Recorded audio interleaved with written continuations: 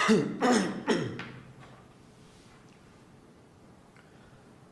साहिब बंदी छोड़ सतगुरु रामपाल जी भगवान की जय हो।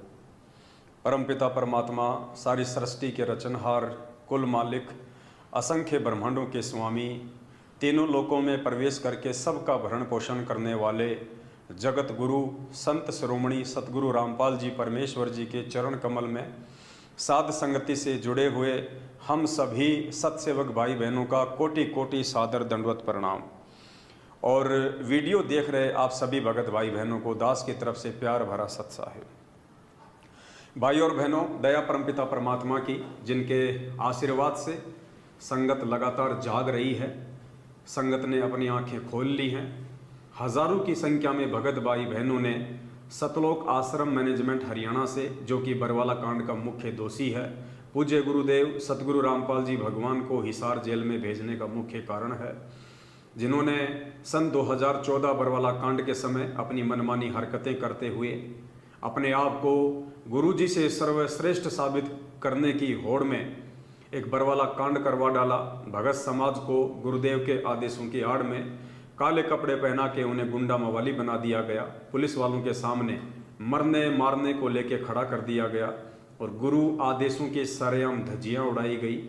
और नतीजा ये निकला कि गुरुजी जेल में है और संगत बाहर बेहाल है। और उस बेहाल संगत को गुरुदेव का कलयुगी परिवार, जिनमें उनके बेटा बेटी, भाई बंधु, रिश्तेदार, जवाई, स्टेट कोऑर्डिनेटर, नामदान संचालक, जिला कोऑर्डिनेटर, सभी लोगों ने संगत को अपना धार्मिक धंधा बनाकर अपने रोजी रोटी का साधन बना लिया है। आज ये लोग ना चाहते हुए भी संगत को सच्चाई से परिचित नहीं होने दे रहे हैं। लेकिन अब काफ़ी वर्षों की मेहनत के उपरांत हजारों की संख्या में भगत भाई बहनों ने खड़ा होकर ये बीड़ा उठाया है कि अंतिम श्वास तक हम अपने शिष्य धर्म का पालन करेंगे और जिस अज्ञान और पाखंड को उस परमपिता परमात्मा सतगुरु रामपाल जी भगवान ने जड़ से मिटाने के लिए और देश दुनिया वाले भाई बहनों को जगाने के लिए बीड़ा उठाया है, उन्होंने घोर कष्ट और यातनाएं सही हैं। आज भी वे जेल में हैं। हम भी उन्हीं के पद चिन्हों पर चलते हुए देश और दुनिया को ना सही, लेकिन अपने गुरुदेव के पद चिन्हों पर चलते हुए हमारे संगत वाले भाई बहनों को हम जरूर जागरूक करेंगे। हम उनको सच्चाई से परिचित करवाएंगे। हम उनके सामने यथार्थ सबूत और पूज्य गुरुदेव जी के सत्संग आधार से सारी बातें सामने रखेंगे। और निश्चय ही जिन आत्माओं के हृदय में परमपिता परमेश्वर का तत्व ज्ञान समाया हुआ होगा, जो परमेश्वर के भक्ति अधिकारी हंस होंगे, जो परमेश्वर के हीरे मोती लाल होंगे, वो जरूर इन सबूतों को देख के समझेंगे, नीर खीर का निवेरा करेंगे, सुपात्र और कुपात्र की पहचान करेंगे, कौन गुरुदेव का असल में परिवार का सदस्य है और कौन गुरुदेव का असल में सच्चा भगत है। सारी बातों का वे लाल और लालड़ी की तरह निष्कर्ष निकालेंगे। तो बहुत बड़ी मेहर हो रही है परमपिता परमात्मा की। लाखों की संख्या में भगत भाई बहन जाग चुके हैं। सैकड़ों की संख्या में रोजाना भगत भाई बहन साथ संगतियों से जुड़ रहे हैं, अपने आत्म कल्याण की ओर आगे बढ़ रहे हैं। इसी दिशा में अब दिनांक 14 जून 2022 को जो कबीर प्रकट दिवस है, जिसे हम सत्सेवक भाई बहन नहीं मनाते हैं, क्योंकि हम सत्सेवक भाई बहनों को वास्तविकता का मालूम हो चुका है कि वास्तविक जो कबीर है वर्तमान में कलयुग की पिछली पीढ़ी में, वो कोई दाढ़ी मूंछ वाली फोटो नहीं है। वास्तविक कबीर, सच्चा कबीर, यथार्थ कबीर, जिंदा कबीर सतगुरु रामपाल जी भगवान स्वयं हैं। और यदि हमने किसी का प्रकट दिवस मनाना है तो 8 सितंबर के दिन अपने पूज्य गुरुदेव का ही प्रकट दिवस मनाना है, उनका ही सतगुरु दिवस मनाना है। एक कागज की फोटो का, जो कि गुरुदेव ने अपने सत्संगों में काल्पनिक घोषित कर दी है, फर्जी घोषित कर दी है, हाथ से बनाया हुआ चित्र घोषित कर दिया है।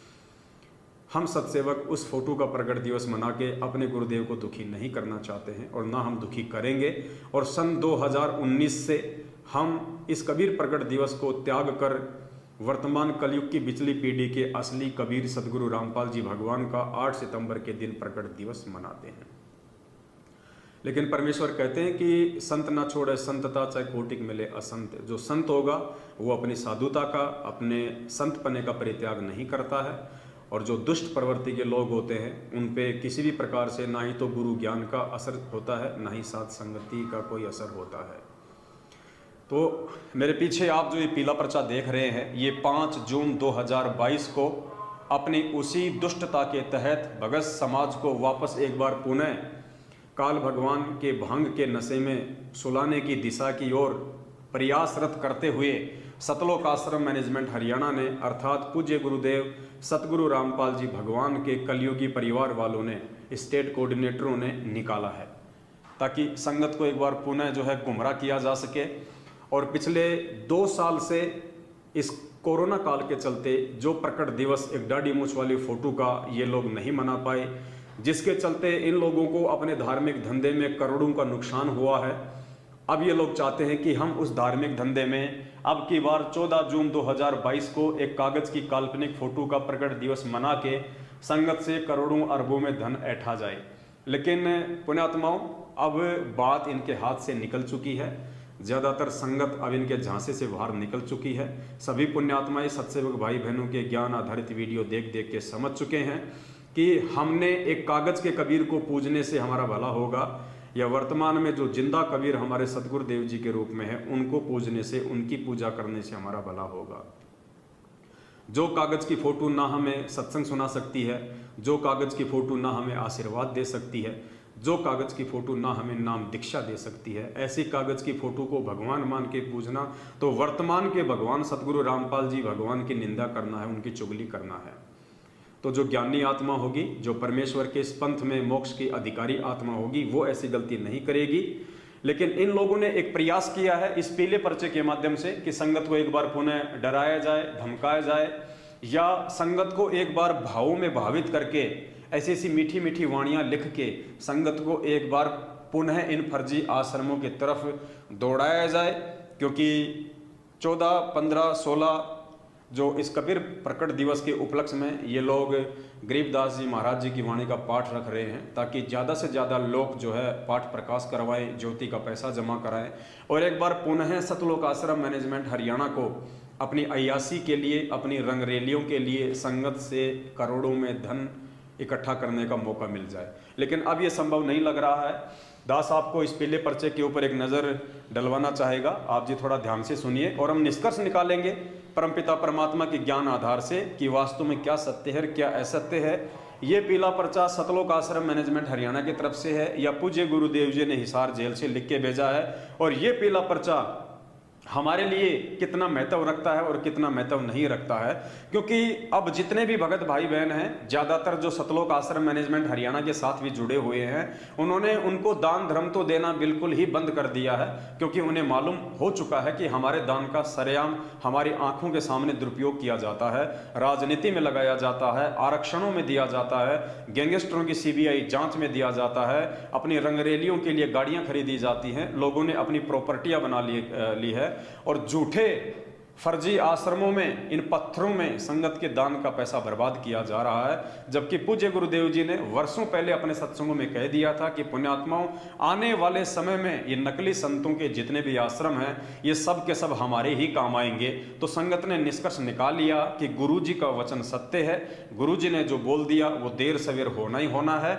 तो जब नकली संतों के इतने बड़े बड़े आश्रम जो हजारों बीघा जमीन में फैले हुए हैं, एक से एक अच्छे से अच्छे आश्रम बने हुए हैं, जब पूज्य गुरुदेव जी ने कह दिया कि आने वाले समय में ये आश्रम हमारे ही काम आएंगे, तो हम अपने दान का पैसा सतलोक आश्रम मैनेजमेंट हरियाणा जैसे कुपात्र संस्था को देके इन फर्जी आश्रमों में लगवा के, इन पत्थरों में लगवा के हम क्यों बर्बाद करें। तो जिनको अपने गुरु वचन के ऊपर विश्वास है, जिनको गुरु जी के सत्संग रूपी शब्दों पे विश्वास है, उन आत्माओं ने सतलोक आश्रम मैनेजमेंट हरियाणा को दान धर्म देना बंद कर दिया है। ये बात और है कि किन्हीं कारणों से ये लोग अभी भी सतलोक आश्रम मैनेजमेंट हरियाणा के साथ में मात्र शारीरिक रूप से जुड़े हुए हैं। धीरे धीरे परमात्मा उनको सद्बुद्धि देंगे, उनको हिम्मत देंगे। जहां वो आर्थिक रूप से इनसे दूर हुए हैं, ज्ञान आधार से सत्सेवकों के वीडियो देख के, परमेश्वर के सत्संगों पे विचार करके धीरे धीरे ये लोग शारीरिक रूप से भी सतलोक आश्रम मैनेजमेंट हरियाणा से पीछे हटेंगे, इतना हमें दृढ़ विश्वास है। तो आइए हम एक बार नजर डालते हैं दिनांक 5 जून 2022 को संगत में भेजे गए इस पीले पर्चे के ऊपर, और हम निष्कर्ष निकालेंगे कि ये पीला पर्चा संगत के लिए कितना लाभदायक है और कितना नुकसानदेह है। क्योंकि अब परमात्मा ने हमारे को ये तत्व ज्ञान दे के नीर खीर का निवेरा करना सिखा दिया है। क्योंकि पूज्य गुरुदेव जी कहते हैं कि कहे कबीर सोए जन मेरा, जो नीर खीर का करे निवेरा। यानी मेरा असली भगत वो होगा जो सही और गलत जो सामने रखे होंगे, उनकी आंखों के सामने होंगे, उसमें से वो गलत को छोड़ देगा और जो सही है, जो सत्य है, जो यथार्थ है, जो भक्ति मार्ग में हमारे किसी काम का है, उसको मेरा हंस ग्रहण कर लेगा। तो आज हम परमेश्वर के सत्संगों का सहारा लेते हुए ज्ञान आधार से इस मनमुखी पीले पर्चे के ऊपर हम टिप्पणी करेंगे, हम इसका विश्लेषण करेंगे और समझने का प्रयास करेंगे कि कैसे संगत को इन पीले पर्चों की आड़ में गुरुदेव का आदेश बता के मूर्ख बना के ठगा जा रहा है। तो सबसे पहले आप जी देखिए इस पीले पर्चे में सत साहिब, जयबंदी छोड़ की, और सबसे ऊपर पुण्यात्माओं हमें ध्यान देना है यहां पे क्या लिखा हुआ है, सतगुरुदेव की जय। क्या लिखा हुआ है? सतगुरुदेव की जय। पुण्यात्माओं, सतगुरु रामपाल जी भगवान पूर्ण परमात्मा है, इस बात में कोई मीन मेख नहीं है, कोई दो राय नहीं है। 8 सितंबर 1951 को वो परमात्मा गांव धनाना, जिला सोनीपत, हरियाणा की पावन भूमि पे प्रकट हुए। उसके बाद परमेश्वर ने सन 1988 तक एक आम व्यक्ति की लीला की, एक आम व्यक्ति की भूमिका की। 17 फरवरी 1988 को यही कबीर परमात्मा सतगुरु रामपाल जी भगवान अपनी वाणी के अनुसार कि 12वें पंथ में हम ही चल आवें और सब पंथों को मिटा के एक पंथ चलावें।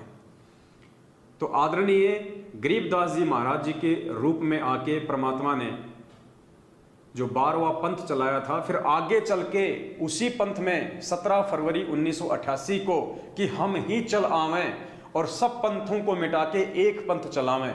तो ये कबीर परमात्मा सतगुरु रामपाल जी भगवान 8 सितंबर 1951 में भारतवर्ष की पावन भूमि पे प्रकट होके फिर अपनी वाणी के अनुसार 17 फरवरी 1988 को 17 फरवरी 1988 में ये परमात्मा 12वें पंथ में ज्वाइन हो गए। अपना एक मुंह बोला गुरु बनाया, जैसे उन्होंने काशी में रामानंद को अपना मुंह बोला गुरु बनाया था गुरु शिष्य परंपरा का निर्वाह करने के लिए, ठीक इसी प्रकार सतगुरु रामपाल जी भगवान ने 17 फरवरी 1988 को उसी लीला के तहत स्वामी राम देवानंद जी महाराज जी को, हालांकि स्वामी शब्द हमने उनके आगे नहीं लगाना है क्योंकि वो स्वामी हमारे नहीं है, हमारे स्वामी सतगुरु रामपाल जी भगवान है। लेकिन सतगुरु रामपाल जी भगवान ने चूंकि एक भगत की भूमिका की, हम लोगों को समझाने के लिए कि एक भगत के क्या लक्षण होते हैं, एक भगत के क्या गुण होते हैं, एक भगत का अपने पूज्य गुरुदेव जी के प्रति क्या भाव होता है, क्या श्रद्धा होती है, और एक भगत को अपने गुरुदेव को क्या मानना चाहिए, क्या समझना चाहिए। खाली अपने गुरुदेव को एक संत समझना चाहिए, खाली एक गुरु समझना चाहिए, एक महापुरुष समझना चाहिए, या फिर उनको परमात्मा समझना चाहिए।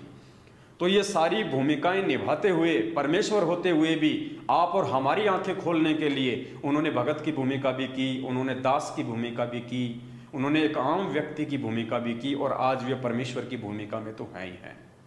तो परमेश्वर ने हमें समझाने के लिए कि आपने अपने गुरुदेव को किस स्थान पर रखना है। यानी आज लाखों की संख्या में संगत वाले भाई बहन सतलोक आश्रम मैनेजमेंट हरियाणा को, जो मात्र सतगुरुदेव जी के आश्रम में नज़दीक था, जिसमें से कुछ व्यक्ति गुरुदेव के परिवार से संबंधित हैं, केवल इन्हीं बातों को देखकर कि ये व्यक्ति तो सदा गुरुदेव के पास में रहा करता था, ये तो गुरुदेव के रिश्तेदार हैं, गुरुदेव के परिवार वाले हैं, खाली इन्हीं बातों को आधार बनाकर, ना कि ज्ञान को आधार बनाकर, जिन लाखों की संख्या में आत्माओं ने इनकी कुसंगति की है, और उसी कुसंगति के तहत 14 जून 2022 को जो ये एक कागज की फोटो का प्रकट दिवस मनाने जा रहे हैं, उन आत्माओं के लिए आज का वीडियो विशेष है। इस पीले पर्चे में परमात्मा उन आत्माओं की आंखें खोलना चाहते हैं। यानी परमेश्वर ने एक भगत की भूमिका में डायरेक्ट परमात्मा को महत्व नहीं दिया, कबीर जी को महत्व नहीं दिया।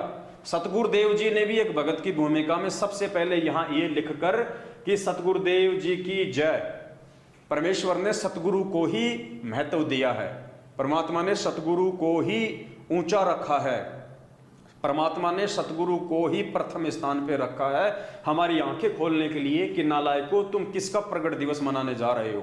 कहते हैं गुरु गोविंद दोनों खड़े और किसके लागू पाए, बलिहारी गुरु आपना जिन गोविंद दिया बताए। गुरु और भगवान दोनों खड़े हैं, तो एक शिष्य के लिए यह आदेश दिया जा रहा है कि आप सबसे पहले किसके चरण स्पर्श करोगे, सबसे पहले आप किसको दंडवत करोगे। तो कहते हैं बलिहारी गुरु आपना, कि मैं बलिहारी जाऊं मेरे गुरु जी के ऊपर जिन्होंने मुझे परमात्मा की जानकारी दी। तो सबसे पहले परमात्मा के बजाय सतगुरु को महत्व दिया जा रहा है। और ये लाखों की संगत जब प्रकट दिवस मनाने की बात आती है तो ये अपने सतगुरु को महत्व नहीं देती, अपने गुरुजी को महत्व नहीं देती है, एक कागज की फोटो को महत्व दे रही है। वर्तमान के जिंदा कबीर के रहते सहते कागज की फोटो को महत्व देना अपने गुरुजी की निंदा करना है, गुरुजी की चुगली करना है। अरे एक बिल्ली है, बिल्ली को भूख लगी है और बिल्ली के सामने आप एक मिट्टी का चूहा रख दो और आप एक ओरिजिनल चूहा रख दीजिए। वो बिल्ली, वो जानवर भी इतनी समझदार है, अपनी भूख शांत करने के लिए वो मिट्टी वाले चूहे को नहीं खाएगी, वो जिंदा चूहे के ऊपर झपट्टा मारेगी, क्योंकि उसको पता है कि ये जिंदा है, ये मेरी भूख शांत कर सकता है। ठीक इसी प्रकार पुण्यात्माओं, एक तरफ क्योंकि आप और हम सब जीव हैं, हम एक जानवर की श्रेणी में हैं, सामने वो परमात्मा खड़ा है और एक तरफ उसी परमात्मा का एक फोटो है, एक चित्र है 650 साल पुराना, कबीर जी का दाढ़ी मूंछ वाला। अब हम भक्तों को भक्ति की प्यास है, हमारे को आत्म कल्याण की प्यास है, तो हम आत्म कल्याण के प्यासे भगत हैं। हम किसकी पूजा करेंगे, हम किसको सर्वप्रथम उच्च स्थान देंगे, अपने उस जिंदा कबीर सतगुरु रामपाल जी भगवान को या उस कागज के कबीर दाढ़ी मूंछ वाली फोटो को। पुण्यात्माओं, कॉमन सेंस की बात है और विचार कर लेना कि आप और हमारे में जो लोग 14 जून 2022 को कागज की फोटो का प्रकट दिवस मनाने जा रहे हैं, उनके अंदर उस जानवर बिल्ली के जितना भी भेजा है या नहीं है, दिमाग है या नहीं है। तो पूज्य गुरुदेव जी ने यहां अपने गुरुदेव को महत्व दिया है। हमने यही निष्कर्ष निकालना है कि इस पीले पर्चे में, यदि ये पीला पर्चा गुरुदेव ने हिसार जेल से लिख के भेजा है, तो हमने यही निष्कर्ष निकालना है कि परमेश्वर संकेत क्या कर रहे हैं। क्योंकि पुण्यात्माओं, दास पहले से ही ये बातें आपको बोलता आया है कि ये जो मार्ग है परमात्मा का, सतगुरु रामपाल जी भगवान ने जो सन 1994 से यथार्थ 13वां कबीर पंथ चलाया है, ये ज्ञान मार्ग है और ज्ञान मार्ग हमेशा ज्ञान आधार से ही चलेगा। ये पीला पर्चा चाहे हिसार जेल से लिख के आया है, चाहे मैनेजमेंट ने स्वयं लिखा है, वो फर्जी ऑडियो चाहे हिसार जेल से आती हैं, चाहे गुरुदेव स्वयं भेजते हैं, वो लेटर चाहे हिसार जेल से आते हों, चाहे मैनेजमेंट लिख के भेजता हो, हमें कोई ऑब्जेक्शन नहीं है, हमें कोई आपत्ति नहीं है। लेकिन परमेश्वर के ज्ञान आधार से 27 साल से जो अनमोल ज्ञान दिया है परमात्मा ने, उस आधार से हमने इन पीले पर्चों में, इन ऑडियो में, इन फर्जी लेटरों में जहां जहां पूज्य गुरुदेव जी के ज्ञान आधार से बातें लिखी होंगी, जो जो शब्द, जो जो वाणियां, जो जो आदेश पूज्य गुरुदेव जी के सत्संगों से मेल खाएंगे, उनके तत्व ज्ञान से मेल खाएंगे, वो हमें स्वीकार्य होंगे। और जो जो बातें गुरुदेव के ज्ञान से मेल नहीं खाएंगी, भले ही वो ऑडियो चाहे गुरुदेव ने निकाली हो, भले ही वो पीला पर्चा चाहे गुरुदेव ने निकाला हो, हम सत्सेवक भाई बहनों को ज्ञान आधार से परमेश्वर की शिक्षाओं के तहत बिल्कुल भी स्वीकार्य नहीं होंगे। यही तत्व ज्ञान है और यही परमात्मा हमारी आंखें खोलना चाहते हैं कि नालायकों, 27 साल से मैंने ज्ञान दे दिया, अभी भी तुम किस भूल में भूले बैठे हो। तो 14 जून को कागज की फोटो का प्रकट दिवस मनाने की महाभूल करने जा रहे भाई बहनों को आज का ये वीडियो समर्पित है। सबसे पहले गुरुदेव ने यहां पे अपने सतगुरुदेव को महत्व दिया है, सतगुरुदेव की जय। उसके बाद में देखिए पुण्यात्मा, यहां लिखा हुआ है स्वामी राम देवानंद जी महाराज की जय। यहां भी परमात्मा ने कबीर जी को महत्व नहीं दिया, डायरेक्ट परमात्मा को महत्व नहीं दिया, उन्होंने अपने पूज्य गुरुदेव जी को ही महत्व दिया है। क्या लिखा है? स्वामी राम देवानंद गुरु महाराज की जय।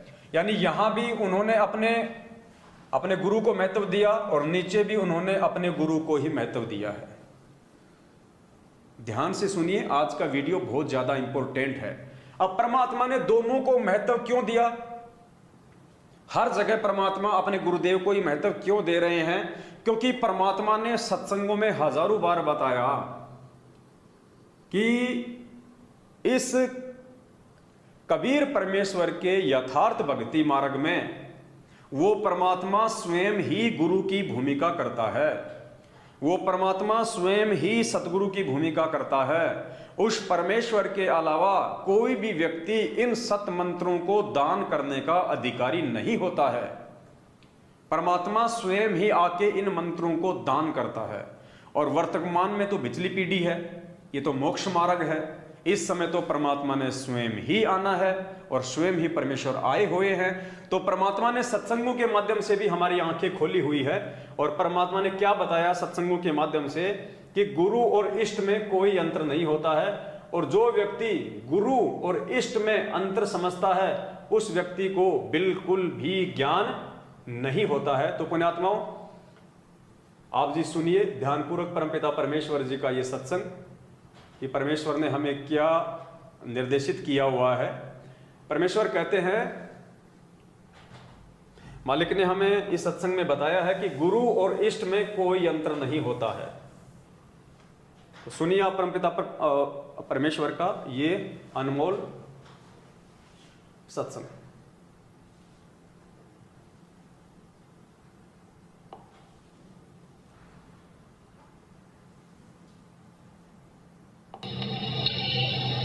जो बोला ना सुनो तो के कैसे ये अब के कौन सा भाई फिर बताओ। अब ये ऐसे काल हमारा छोरा उग्रवादियों ने पकड़ दिया था और आपकी दया तो बचा महाराज, आप ले आए बचा के, मैं की तो बचाया। अक आप गए थे महाराज जी, छोरे में खोल के लाए और नवी खामा कर बोला सतगुरु थे, सतगुरु बंदी छोड़ कर लागे, गुरु जी कहने लागे ये कबीर साहब थे गरीबदास जी, मैं तो उठ के बिना बैठा करता, मैं कित के लाऊं था। बोला नो ना बकाओ हमने, क्योंकि महाराज कहते हैं जो गुरु मानस कर जानते हुए लड़केंगे अंध और महादुखी संसार में कर आप गए के फल। ईश्वर में और गुरु में और इष्ट में कोई अंतर नहीं होता, क्योंकि ये महाराज के देही को सतगुरु कहें, ये सर्वधूतर ज्ञान। अगर इस शरीर को आप सतगुरु मानते हैं और चार दागा नहीं जाको सतगुरु जान। तो पूज्य गुरुदेव जी ने अपने इस सत्संग में स्पष्ट कर दिया है कि गुरु में, इष्ट देव में और ईश्वर में कोई अंतर नहीं होता है। इसीलिए परमेश्वर ने अपने इस पीले पर्चे में, जो पीला पर्चा जो उनके आड़ में निकाला जा रहा है, इस पीले पर्चे में यदि ये पीला पर्चा सतगुरुदेव जी ने लिखा है तो उन्होंने स्वयं लिख दिया कि स्वामी रामदेवानंद गुरु महाराज की जय। और यदि ये पीला पर्चा सतलोक आश्रम मैनेजमेंट हरियाणा के माध्यम से लिखा गया है तो परमेश्वर ने उनके अंदर सत प्रेरणा करके ये लिखवा दिया आप और हम सभी भाई बहनों की आंखें खोलने के लिए कि स्वामी रामदेवानंद गुरु महाराज की जय। अर्थात भक्ति मार्ग में परमेश्वर से बड़ा सतगुरु होता है, गुरु होता है। आगे परमेश्वर ने हमें और बहुत सारी बातें समझाई हैं इष्ट और गुरु को लेके कि हमने किसको महत्व देना चाहिए, हमने सतगुरु को महत्व देना चाहिए या हमने उस परमेश्वर को अधिक महत्व देना चाहिए इस भक्ति मार्ग में आने के बाद में, ये ज्ञान समझ में आने के बाद में। तो सुनिए परमपिता परमेश्वर का ये सत्संग जिसमें परमात्मा ने हमें समझाया है। क्या समझाया है? परमेश्वर कहते हैं जब तक आपके मन में संसार रहेगी, परमात्मा कहते हैं कोटि ग्रंथ का एक मूल है, अपनी सुरत ठिकाने राख। कोटि ग्रंथ का यानी पूरे अध्यात्म का एक ही निष्कर्ष है कि अपनी सुरत को ठिकाने पे रख। सुरत ठिकाने पे रखने का मतलब कि एक परमात्मा चुन ले।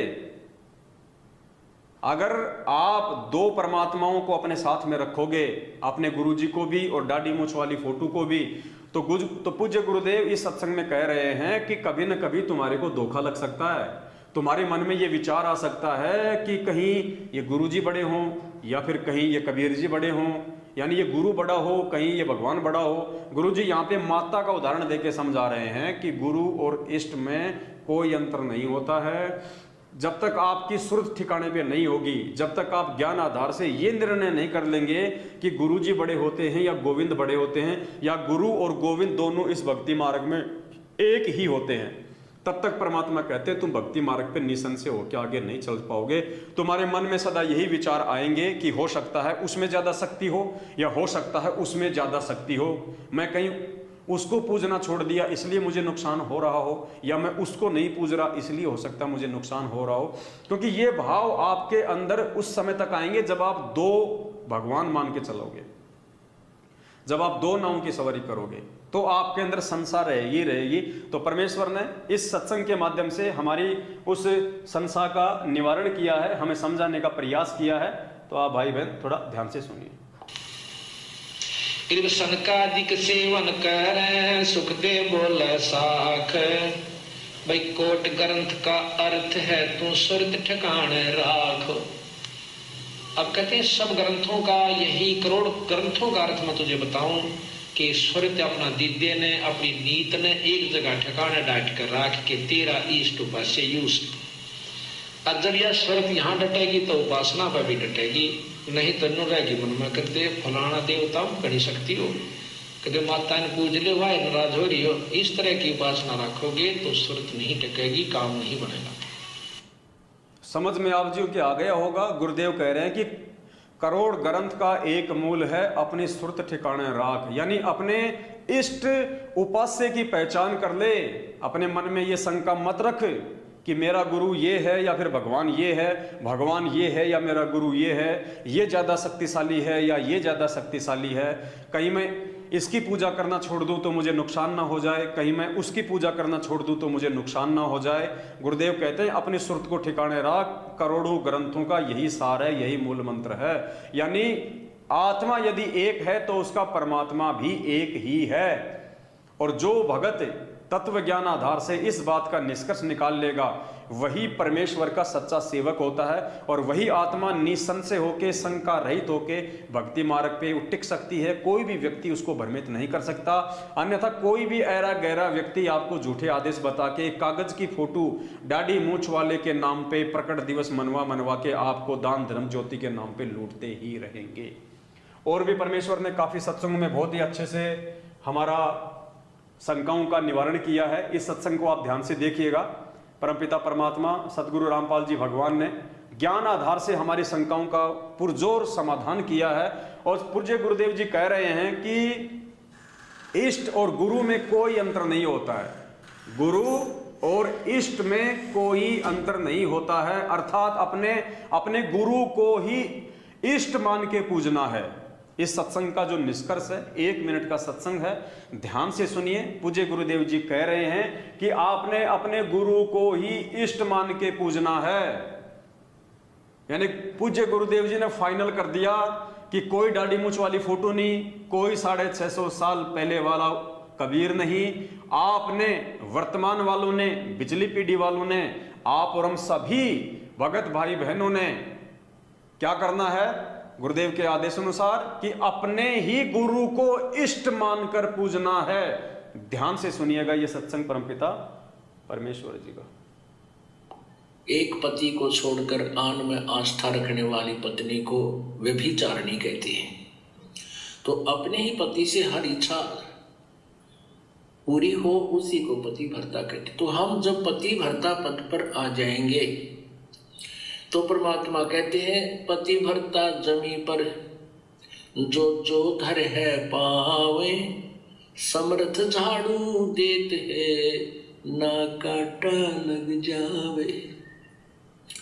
ऐसा भक्त जब अपने एक इष्ट पूर्ण परमात्मा पर अपने ही गुरु को इष्ट रूप में मानकर जब अपने जीवन रूपी सफर में प्रस्थान करता है रास्ते पर, तो परमात्मा उस जीवन रूपी सफर के पाप कर्म रूपी कांटों को गुहारना शुरू कर देता, उसके दुखों को खत्म करना शुरू कर देता है, झाड़ू देता चलता है कि मेरी प्यारी आत्मा के कांटा ना लग जाए। तो पूज्य गुरुदेव जी ने स्पष्ट कर दिया कि जो आत्मा अपने ही गुरु को इष्ट मान के भक्ति मार्ग पे पूजती है उसी आत्मा के परमात्मा और प्रारब्ध के संकट वो काटे साफ करता है। और पुण्यात्माओं, यही कारण है पिछले 7 वर्षों से हजारों की संख्या में सत्सेवक भाई बहन हो चुके हैं। किसी भी सत्सेवक भाई बहन को परमेश्वर कांटा तक नहीं लगने दे रहे, किसी के घर में कोई अकाल मृत्यु नहीं है।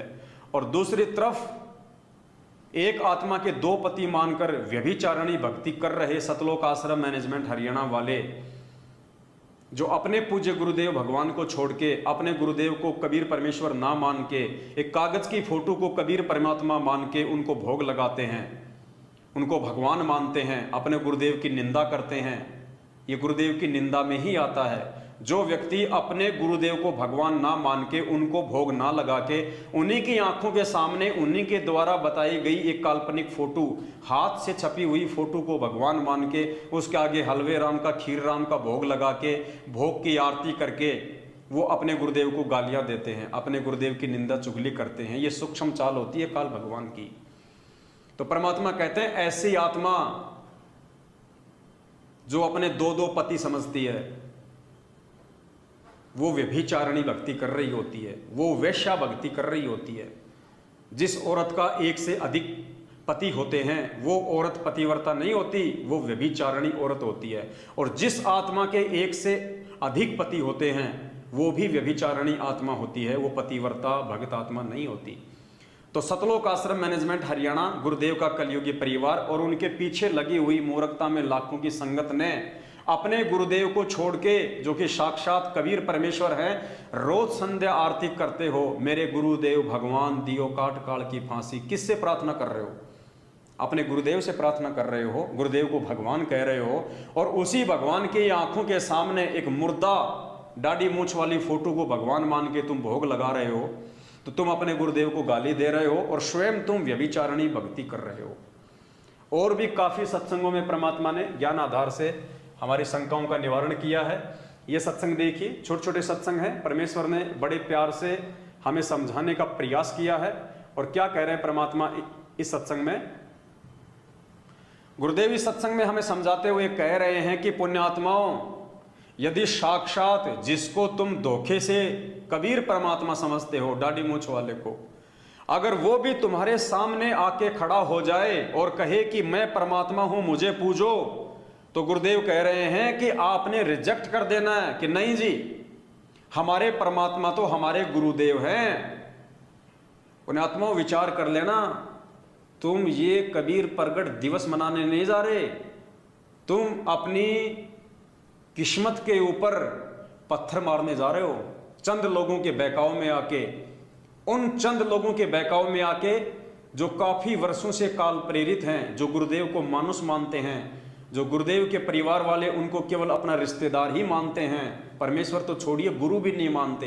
वो स्टेट कोऑर्डिनेटर, वो नामदान संचालक, वो जिला कोऑर्डिनेटर, जो लोग केवल अपने स्वार्थों में लिप्त हैं, धर्म को जिन्होंने धंधा बना लिया है, अपनी अय्याशियों की पूर्ति करते हैं आप लोगों के दान धर्म के ऊपर, उनका तो धंधा है कि तुम लोगों को गुमराह रख के इस धंधे को बढ़ाया जाए। लेकिन परमेश्वर के ज्ञान आधार से आप आत्माओं की क्या जिम्मेदारी बनती है, आपका क्या फर्ज बनता है? आप लोगों की चापलूसी करने के लिए पैदा हुए हैं या भक्ति मार्ग पे अपने आत्म कल्याण के लिए आप पैदा हुए हैं? आप अपने गुरुदेव के वचन पे चलने के लिए पैदा हुए हैं या दो कोड़ी के जीवों के मनमानी आदेशों के ऊपर चल के अपना जीवन बर्बाद करने के लिए पैदा हुए हैं? तो परमेश्वर कह रहे हैं यदि साक्षात वो कबीर परमात्मा भी धरती पे आ जाए और कहे कि मैं परमात्मा हूं, तो गुरुदेव कह रहे हैं जो ज्ञानी भगत होगा, जो इसी जन्म में मोक्ष प्राप्त करने की अधिकारी आत्मा होगी, वो हाथ जोड़ लेगी और कहेगी नहीं जी, हमारे तो गुरुदेव ही परमात्मा है। तो सत्सेवक भाई देखो आज क्या कर रहे हैं, उनके मन में भी नहीं आती कि कबीर जी का प्रकट दिवस है, दाढ़ी मूछ वाली फोटो का। अरे हमें तो याद भी ये सतलोक आश्रम मैनेजमेंट हरियाणा वाले दिलवाते हैं, जून के महीने में ये फालतू का कुप्रचार करके कि कबीर प्रगट दिवस आ गया, कबीर प्रगट दिवस आ गया, वरना हमारे को तो सौपन में भी याद नहीं आता। हमें तो 24 घंटे यदि कोई दिवस याद रहता है तो 8 सितंबर सतगुरु दिवस याद रहता है, 8 सितंबर असली कबीर प्रगट दिवस याद रहता है। तो परमेश्वर क्या कह रहे हैं, ध्यान से सुनिए और आंखें खोलो पुण्यात्माओं। गुरुदेव कह रहे हैं साक्षात धरती पे वो कबीर परमात्मा भी उतर के आ जाए और कहे कि मैं परमात्मा हूं, मुझे पूजो, तो गुरु जी कहते हैं नहीं, आपने यही कहना जी मेरे गुरु जी परमात्मा है, बस बस इससे आगे मत बोलो और कुछ नहीं। और तुम तो सीधे सीधे अपनी किस्मत फोड़ने जा रहे हो। सोचो ज्ञान आधार की लाइन में तुम कहां खड़े हो भाई, कहां मोक्ष प्राप्त करोगे? अगर ऐसे ही आंख बंद करके चलोगे तो हमने गुरु वचन पे चलना है, गुरु जी के परिवार के वचन पे नहीं चलना भाई। सुनिए परमेश्वर क्या कह रहे हैं, ध्यान से सुनिए, मात्र 30 सेकंड का ऑडियो है। कबीर साहब से लाभ लेना है तो ये नियम अपना आजीवन निभाना होगा। स्वयं परमात्मा ब्रह्मा विष्णु महेश भी आ जावे, कोई आके यूं कहे मैं कबीर हूं, या स्वयं परमात्मा भी आ जाए तो भी आपकी श्रद्धा डगमग नहीं हो कि नहीं हमें तुम्हारे भगवान गुरुदेव। गुरु जी कह रहे हैं यदि स्वयं ब्रह्मा विष्णु महेश भी आ जाए और कहें कि मैं कबीर हूं, या स्वयं वो कबीर परमात्मा भी आ जाए और कहे कि मैं कबीर हूं, मुझे पूजो, गुरु जी कह रहे तो भी तुम्हारी श्रद्धा, तुम्हारी आस्था अपने गुरुदेव से हटके उसमें नहीं होनी चाहिए। यही कहना है कि नहीं जी मेरे तो गुरुदेव ही भगवान है। एक बार फिर से सुनिए ध्यान से।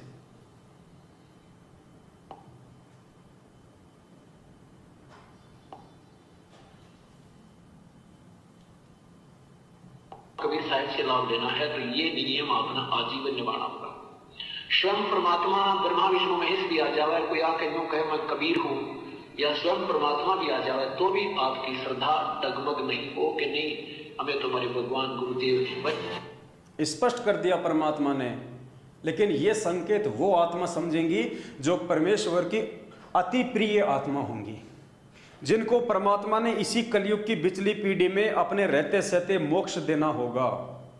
वही आत्मा गुरुदेव के इन संकेतों को समझेंगी।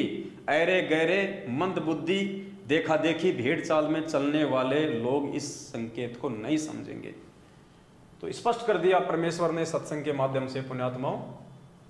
आगे चलते हैं हम इस पीले पर्चे के ऊपर और जानने का प्रयास करेंगे कि किस प्रकार संगत को गुरुदेव के आदेशों की आड़ में गुमराह किया जा रहा है। तो यहां पे लिखा हुआ है, परमेश्वर कबीर जी की लाडली संगत को दास का शुभ आशीर्वाद। आपको मोक्ष मिले, सतलोक जाओ, सदा सुखी रहो। परमेश्वर कबीर जी आपकी भक्ति की रक्षा करें, आपकी, आपके परिवार की, आपके पशुधन की, आपकी नौकरी व संपत्ति की रक्षा करें, आपको स्वस्थ रखें, सद्बुद्धि दें, ताकि आप भक्ति, सेवा तथा दान में मन, क्रम, वचन से लगो और मोक्ष प्राप्त करो। पुण्यात्मा या परमात्मा कह रहे हैं कि कबीर जी आपको सद्बुद्धि दे, परमेश्वर आपको सद्बुद्धि दे। इसका गहरा निष्कर्ष, इसका गहरा अर्थ है, ये सामान्य बातें नहीं हैं। ये बातें परमात्मा हमारी परीक्षा के लिए, हमें ज्ञान आधार से परिपक्व करने के लिए,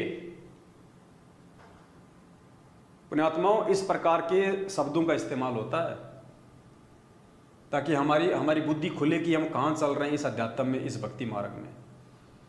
तो क्या कहा जा रहा है यहां पे, आपको स्वस्थ रखे, सद्बुद्धि दे, ताकि आप भक्ति, सेवा तथा दान में मन, क्रम, वचन से लगो और मोक्ष प्राप्त करो। अब सद्बुद्धि परमेश्वर उन आत्माओं को देंगे जो आत्मा गुरु को भगवान मानेगी, और जो आत्मा गुरु को भगवान नहीं मानेगी उनको जिंदगी में सद्बुद्धि नहीं आ सकती, वो कुबुद्धि के ही शिकार रहते हैं। तो जिन जिन पुण्य आत्माओं ने 2019 से सतगुरु रामपाल जी भगवान को परमेश्वर मान के उनका प्रकट दिवस मनाना शुरू किया है, आज उन सभी आत्माओं को परमात्मा ने सद्बुद्धि देके सतलोक आश्रम मैनेजमेंट हरियाणा कोऑर्डिनेटर, नामदान संचालक और अपने कलयुगी परिवार की कुसंगति से बाहर कर दिया। आज हमारे दान धर्म का सदुपयोग हो रहा है। हम उन कुपात्रों को दान धर्म देके अपने भविष्य में कांटे नहीं बोते, ना हम परमात्मा के दोषी बनते। आज कोई भी भगत भाई बहन ज्योति पाठ और दान का पैसा किसी कुपात्र के हाथों में नहीं देता है। और जिन जिन पुण्य आत्माओं ने सतलोक आश्रम मैनेजमेंट हरियाणा जैसी कुपात्र संस्था को लाखों करोड़ों में दान दिया, उनकी आंखों के सामने उनके दान का दुरुपयोग हुआ। जाट आरक्षण में उनका दान का दुरुपयोग हुआ, राजनीति में उनके दान का दुरुपयोग हुआ, राजस्थान के मृतक गैंगस्टर आनंदपाल सिंह की सीबीआई जांच के समर्थन में उनके पैसों का दुरुपयोग हुआ। तो यहां है सद्बुद्धि दें। तो पुण्यात्माओं, ये सद्बुद्धि शब्द जो है ये सामान्य शब्द नहीं है, क्योंकि परमात्मा ने कहा कि दान किसको करना चाहिए। मालिक ने कहा कि दान सुपात्र को करना चाहिए। गुरुदेव ने भिखारी को भी नगद पैसा देने से मना किया है, क्योंकि वो आपके दान का दुरुपयोग कर सकता है।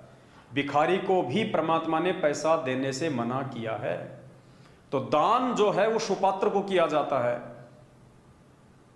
सुपात्र के अलावा यदि आप किसी को दान धर्म करोगे, आप जी नुकसान ही उठाओगे, क्योंकि परमेश्वर ने अपने एक सत्संग में हमें बहुत अच्छे से समझाया हुआ है कि दान जो है वो किसको करना चाहिए और किसको नहीं करना चाहिए।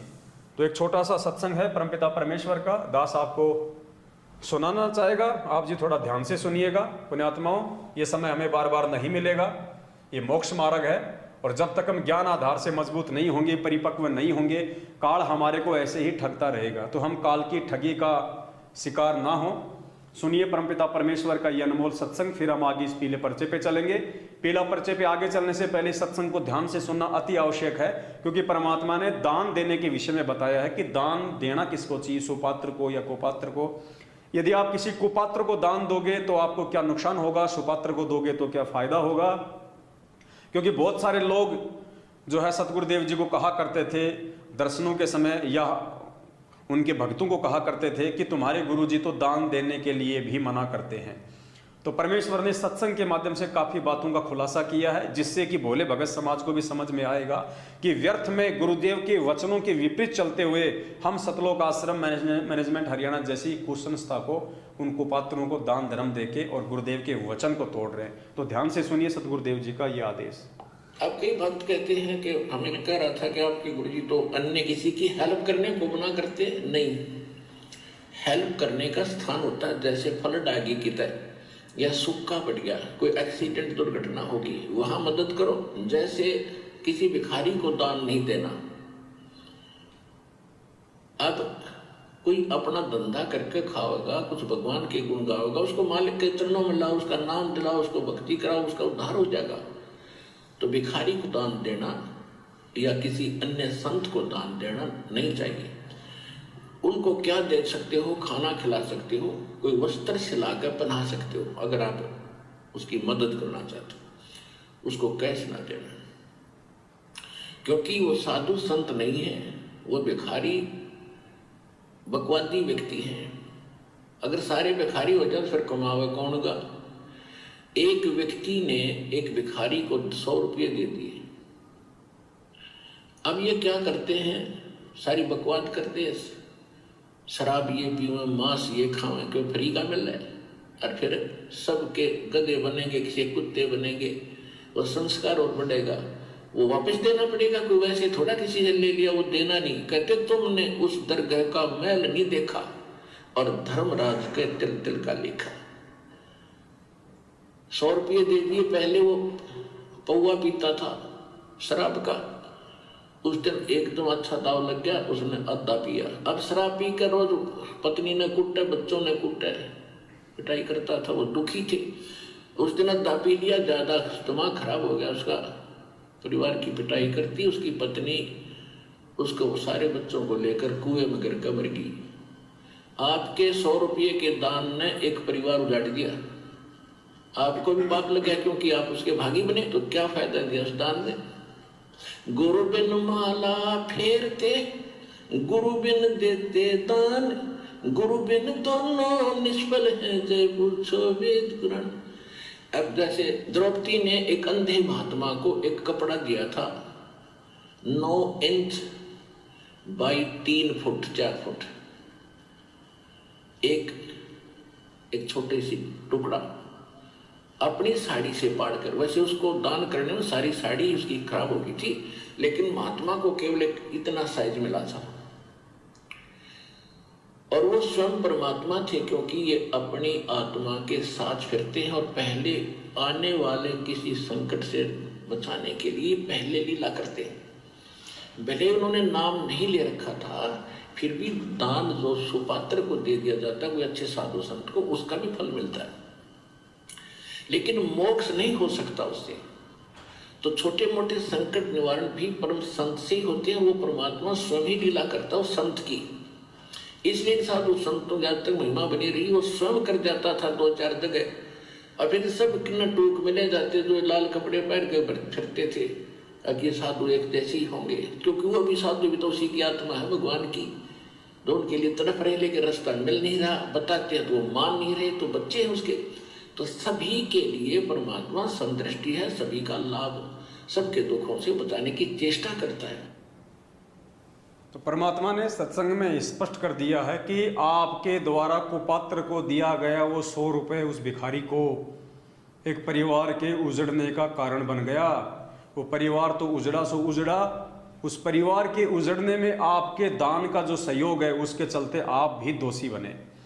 तो पुण्यात्माओं, आंख बंद करके आपने जो करोड़ों में दान पिछले वर्षों से सतलोक आश्रम मैनेजमेंट हरियाणा को दिया, उस सतलोक आश्रम मैनेजमेंट हरियाणा ने वो दान हरियाणा के जाट आरक्षण में दिया 16 लाख रुपए।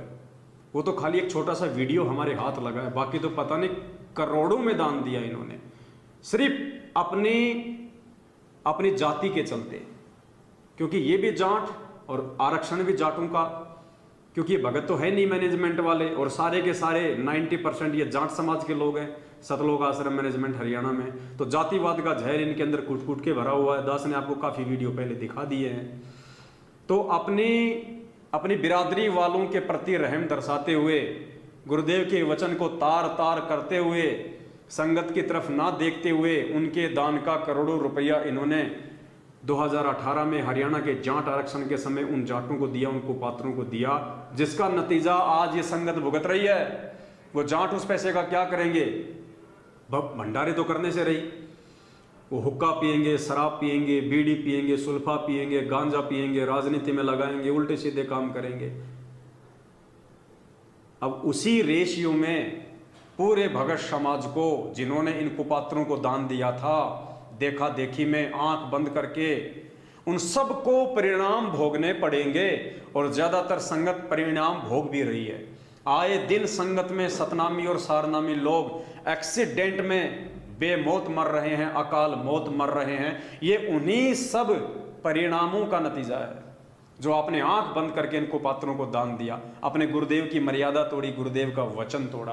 तो भुगतना भी आपने ही पड़ेगा, सत्सेवक नहीं भुगतेंगे। क्योंकि सत्सेवक जो भी दान करते हैं सोच समझ के करते हैं।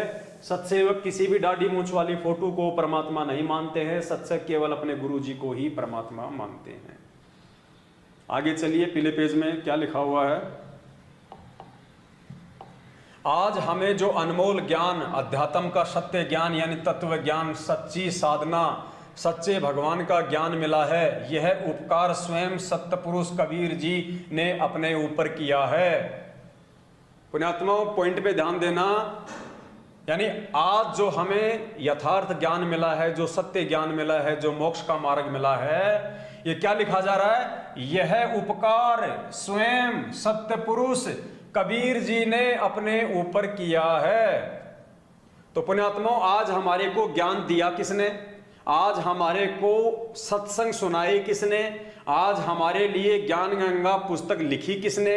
आज हमारे गुरुदेव कौन? ये ज्ञान देने वाला कौन? तो फिर ये कौन है? फिर ये कबीर। ये कबीर फिर कौन हुआ? यह उपकार स्वयं सत्य पुरुष कबीर जी ने अपने ऊपर किया है। गुरुदेव कह रहे हैं कि आज तुम्हें जो ज्ञान दिया गया है, जो यथार्थ सत्य जानकारी भक्ति मार्ग की दी गई है, यह उपकार तुम्हारे ऊपर स्वयं सत्य पुरुष कबीर जी ने किया है। तो पुण्यात्माओं, फिर गुरु जी कौन हुए? ये संकेत समझिए। फिर स्वयं सतगुरु रामपाल जी कौन हुए? क्योंकि आज उन्होंने ही ज्ञान दिया है, उन्होंने ही हमारे को सत्संग दिए हैं, उन्होंने ही हमारे को नाम दीक्षा दी है, उन्होंने ही हमारे लिए पुस्तकें लिखी है। तो आज वो कबीर कौन हुआ? यदि कबीर जी ने ही हमारे ऊपर ये उपकार किया है, तो कबीर जी को दाढ़ी मूंछ वाले ने तो आके किया नहीं। दाढ़ी मूंछ वाली फोटो ने शरीर रूप धारण करके दाढ़ी मूंछ वाले रूप में आपको ज्ञान दिया नहीं, आपको नाम दिया नहीं, आपको सत्संग सुनाए नहीं। सत्संग किसने सुनाए? सतगुरु रामपाल जी भगवान ने। ज्ञान किसने दिया? सतगुरु रामपाल जी भगवान ने। पुस्तकें किसने लिखी? सतगुरु रामपाल जी भगवान ने। नाम किसने दिया? गुरुदेव ने। तो आज का ये कबीर कौन हुआ? भक्तों के ऊपर ये उपकार करने वाला ये सत्य पुरुष, ये कबीर कौन हुआ? कितना बड़ा संकेत छुपा है। और फिर भी प्रकट दिवस मनाने जा रहे हैं, देखा देखी में, भेड़ चाल में, कुपात्रों के तानाशाही फरमानों को गुरुजी का आदेश मान के एक दाढ़ी मूंछ वाली फोटो का। पुण्यात्माओं, बुद्धि कहां गई हमारी? धरती पे स्वयं कबीर परमात्मा प्रकट है। ये तो एक पीले पर्चे की बात है जिसका निष्कर्ष निकाल के आपको समझाया जा रहा है, वरना आप लोगों के तो दिमाग में भी ये बातें नहीं आ सकती। आप तो खाली इसको पढ़ के निकाल देते हो, जबकि इसमें कहाँ क्या ज्ञान आधारित बात छुपी हुई है जो हमें जगाएगी, हमें समझाएगी, हमें काल प्रेरित सतलोक आश्रम मैनेजमेंट हरियाणा से दूर करेगी, हमें गुरुदेव के नजदीक लेके आएगी। तो आज वो कबीर कौन है? यदि उस कबीर ने हमारे ऊपर यह उपकार स्वयं सत्य पुरुष कबीर जी ने अपने ऊपर किया है, तो फिर वो कबीर कौन है? दाढ़ी मूछ वाले ने तो किया नहीं, उसने तो सत्संग सुनाए नहीं, उन्होंने तो नाम दान दिया नहीं। तो किसने दिया नाम दान, किसने सत्संग सुनाए? सतगुरु रामपाल जी भगवान ने। तो वो कबीर कौन हुआ? वो कबीर कौन हुआ? सतगुरु रामपाल जी भगवान हुए। जब सतगुरु रामपाल जी भगवान ही कबीर हुए, तो किस दाढ़ी मूछ वाली फोटो को कबीर भगवान मान के तुम अपने वर्तमान कबीर सतगुरु रामपाल जी भगवान की बेइज्जती कर रहे हो? अपने गुरु जी को तुम दुखी करने जा रहे हो। आत्मा एक है तो उसका पति भी एक है, और जिस आत्मा के दो पति हैं, समझ लीजिए वो आत्मा व्यभिचारिणी है, वो वेश्यावर्ती वाली आत्मा है। अब इसका जो प्रमाण है, इसका जो समर्थन है, ये पूज्य गुरुदेव जी ने अपने एक सत्संग में किया है। ध्यान से सुनिएगा सत्संग को, बहुत ही इंपॉर्टेंट सत्संग है, बहुत ही महत्वपूर्ण विषय है ये मुझ पवन दास का इंटरव्यू नहीं है, ये हमारे किसी सत्सेवक भाई बहन का इंटरव्यू नहीं है। ये इंटरव्यू ना किसी पवन दास ने लिया, ना किसी सत्सेवक ने लिया। ये इंटरव्यू स्वयं सतलोक आश्रम मैनेजमेंट हरियाणा वालों ने लिया, जिन्होंने साधना टीवी पे चलाया, और देने वाले भी सतलोक आश्रम मैनेजमेंट हरियाणा के ही भगत हैं। लेकिन क्या कह रहे हैं ये? ना तो वो स्वयं समझ पा रहा है, ना इंटरव्यू लेने वाला समझ पा रहा है, ना वो लाखों की संगत साधना टीवी पे सत्संग सुनने वाली समझ पा रही है। कितनी बड़ी बात इसमें कही गई है कि सतगुरु रामपाल जी कौन है। ये भगत है जो पहले किसी माता जी का पुजारी था, इसके पास में दाढ़ी मूछ वाली शक्ल में पूज्य गुरुदेव जी आए, और पूज्य गुरुदेव जी ने, क्योंकि जब तक जीव की जिसमें आस्था रहती है, परमात्मा उसी रूप में उसको दर्शन देता है। आज मान लीजिए इतना ज्ञान सुन के यदि किसी भगत की आस्था यदि दाढ़ी मूछ वाली फोटो में है, यदि वो उसी को परमात्मा मानता है, तो गुरुदेव की भी ये मजबूरी हो जाती है, गुरुदेव उसी रूप में उस आत्मा का काम सारता है, और काल भी उस आत्मा को उसी रूप में धोखा दे देता है। लेकिन जो अपने गुरु जी को ही परमात्मा मान लेगा, पुण्यात्मा, सौपन में भी दाढ़ी मूछ वाला आपके सामने नहीं आएगा। सौपन में भी काल आपको भ्रमित नहीं कर सकता, वो काल्पनिक दाढ़ी मूछ वाले कबीर का रूप बना के। तो ये भाई क्या कह रहा है अपने इंटरव्यू में, आप जी इसको ध्यान से सुनिएगा और फिर विचार करना पुण्यात्माओं, आप किस गफलत में सो रहे हो, आप कहां सो रहे हो, ध्यान से सुनना। इसमें यह कह रहा है कि जब वो दाढ़ी मूछ वाला जो कबीर जी है सौपन में मेरे सामने आया, और उन्होंने कहा कि तुम बरवाला में आ जाना और नाम दीक्षा ले लेना, तो इस भाई ने कहा कि जी बरवाला में तो रामपाल जी रहते हैं। तो दाढ़ी मूछ वाले ने कहा कि वो रामपाल मैं ही हूं। ध्यान से सुनिए और आंख खोलो पुण्यात्माओं, कहां एक कागज के टुकड़े का इन फर्जी आश्रमों में जा जाके और प्रकट दिवस मना के अपने गुरुदेव भगवान को, वर्तमान के जिंदा कबीर सतगुरु रामपाल जी भगवान को दुखी कर रहे हो। ये सतलोक जाने का फिर रास्ता नहीं बनेगा आपका, आप तो अंधकार की तरफ जा रहे हो। आत्मा का पति एक है। फिर सब आए लेने के लिए, तो मैंने देखा स्पष्ट रूप से, तो मैंने कहा ये कौन है? तो मैंने उनसे पूछा कि आप कौन है? सर जी ऐसा है कि मैं ब्राह्मण कुल से हूँ और बचपन से इससे अनेक देवी देवताओं की पूजा करता आ रहा था और अनेक देवी देवताओं की भक्ति की है मैंने। उससे मैं देवी का भगत था और देवी मेरे को भी दर्शन दिया करती थी साक्षात, तो उसी हिसाब से उसी भक्ति में लीन था। 2012 में मैं जब देवी की साधना कर रहा था तो मुझे अचानक ऐसा लगा कि मेरे को कोई ना कोई भगवान मिलने वाला है जो कोई बहुत ही जबरदस्त है। इस प्रक्रिया के अंदर मेरा मन नहीं लग रहा था उस साधना को करने में। तो 2012 के बाद में दिसंबर के अंदर मेरे को एक मेरा मित्र था, उसने ज्ञान गंगा पुस्तक लाकर मेरे को दी। उस समय वो गुरु जी को, संत रामपाल जी महाराज जी को बहुत गाली दे रहा था। तो मैंने उससे पूछा, भाई आप गाली क्यों दे रहे हैं संत जी को? कि देखो ऐसा संत है हमारे देवी देवताओं के बारे में ऐसा बताता है। तो मैंने कहा इसमें ऐसा क्या बता दिया? कि देखो भगवान को भूत बता रहा है। तो मैंने कहा भगवान तो भागवत गीता में बताया है कि मैं भूत ही हूँ, भूतों में सबसे बड़ा भूत मैं ही हूँ। तो मैंने कहा ऐसा करो आप ये किताब पुस्तक मेरे को दे दो। तो उन्होंने कहा ठीक है, मेरे किसी काम की नहीं, आप ले लो इसको। मैं उस पुस्तक को लेकर जब घर पे गया और मैंने उसको ध्यान से पढ़ा, तो उस पुस्तक को पढ़ने के बाद में मेरे एक श्री देवी का फोटो लगा हुआ था, तो उस देवी को मैंने प्रणाम किया। मैंने कहा अगर ये कबीर साहब भगवान है और ये संत जो बता रहे हैं वो सही है तो मुझे इनसे मिलना है। उस दौरान क्या हुआ, मेरे को अनेक देवी देवता नजर आते थे खुले तौर पर, तो मेरे को लगा ये मेरे को रोकना चाहते हैं। तो जैसे मैं रात को सोकर सोने के लिए गया तो बिस्तर पे जैसे मैं लेटा, थोड़ी देर बाद में स्वयं कबीर साहब आए लेने के लिए। तो मैंने देखा स्पष्ट रूप से, तो मैंने कहा ये कौन है? तो मैंने उनसे पूछा कि आप कौन है? कि अच्छा बेटा बताओ मैं कौन लग रहा हूँ आपको? मैंने कहा कोई भगवान ही लग रहे हैं। अरे मैं भगवान ही तो हूँ। मैंने बहुत ध्यान से देखा कबीर साहब के गोल्डन कलर के हेयर, सुनहरे बाल और रक्त वर्ण का, और वो जीवा से नहीं बोल रहे, ध्वनि से उनसे बात हो रही थी मेरी। तो मैंने उनसे थोड़ा प्रश्न पूछना चाहा। मैंने कहा, उन्होंने मेरे को टोपी उतार के मेरे को बताया कि मेरे को ये 2 गुप्त मंत्र हैं, तत् और सत मेरे को दे दो। तो मैंने कहा परमात्मा, ये अगर आप परमात्मा है तो ये मेरे पास नहीं है कि मेरे पास है। आप ऐसा करो बरवाला आ जाना। तो मैंने कहा बरवाला में तो रामपाल जी रहते हैं। तो उन्होंने मेरे को बताया कि मैं ही रामपाल हूँ और आप वहां पर आ जाओ। मैंने कहा ठीक है। जाते जाते उन्होंने मेरे से कहा कि देर मत करना, बहुत तेजी से समय निकल रहा बेटा, तुरंत चले आओ। भगत जी ने कहा कि बरवाला में तो रामपाल जी रहते हैं। तो उन्होंने कहा कि मैं ही रामपाल हूं और देर मत करना, जल्दी आ जाना। पुण्यात्माओं, ये इंटरव्यू आप लोग रात दिन साधना टीवी चैनल पे देखते हो। ये मैनेजमेंट वाले इंटरव्यू लेने वाले, आप लोग देने वाले, फिर भी आप लोगों को समझ में नहीं आ रहा कि कौन है कबीर वास्तव में, परमात्मा कौन है धरती पे। फिर भी आप एक दाढ़ी मूछ वाली फोटो का प्रकट दिवस मना के अपने ही गुरुदेव को दुखी कर रहे हो आप। पुण्यात्माओं, ये सतलोक जाने का रास्ता नहीं बन रहा आपका। अभी भी वक्त है, संभल जाओ, सुधर जाओ, ज्ञान आधार से साथ संगतियों से जुड़ जाओ, सत्सेवक भाई बहनों की संगति कर लो, अपने पूज्य गुरुदेव जी को भोग लगा के कबीर परमात्मा मान के उनको, उस रूठे हुए गुरु को प्रसन्न करो। परमात्मा कहते हैं, इन बातां के पाइए कर सतगुरु नजर निहाल, राजी कर सतगुरु रूठेनु।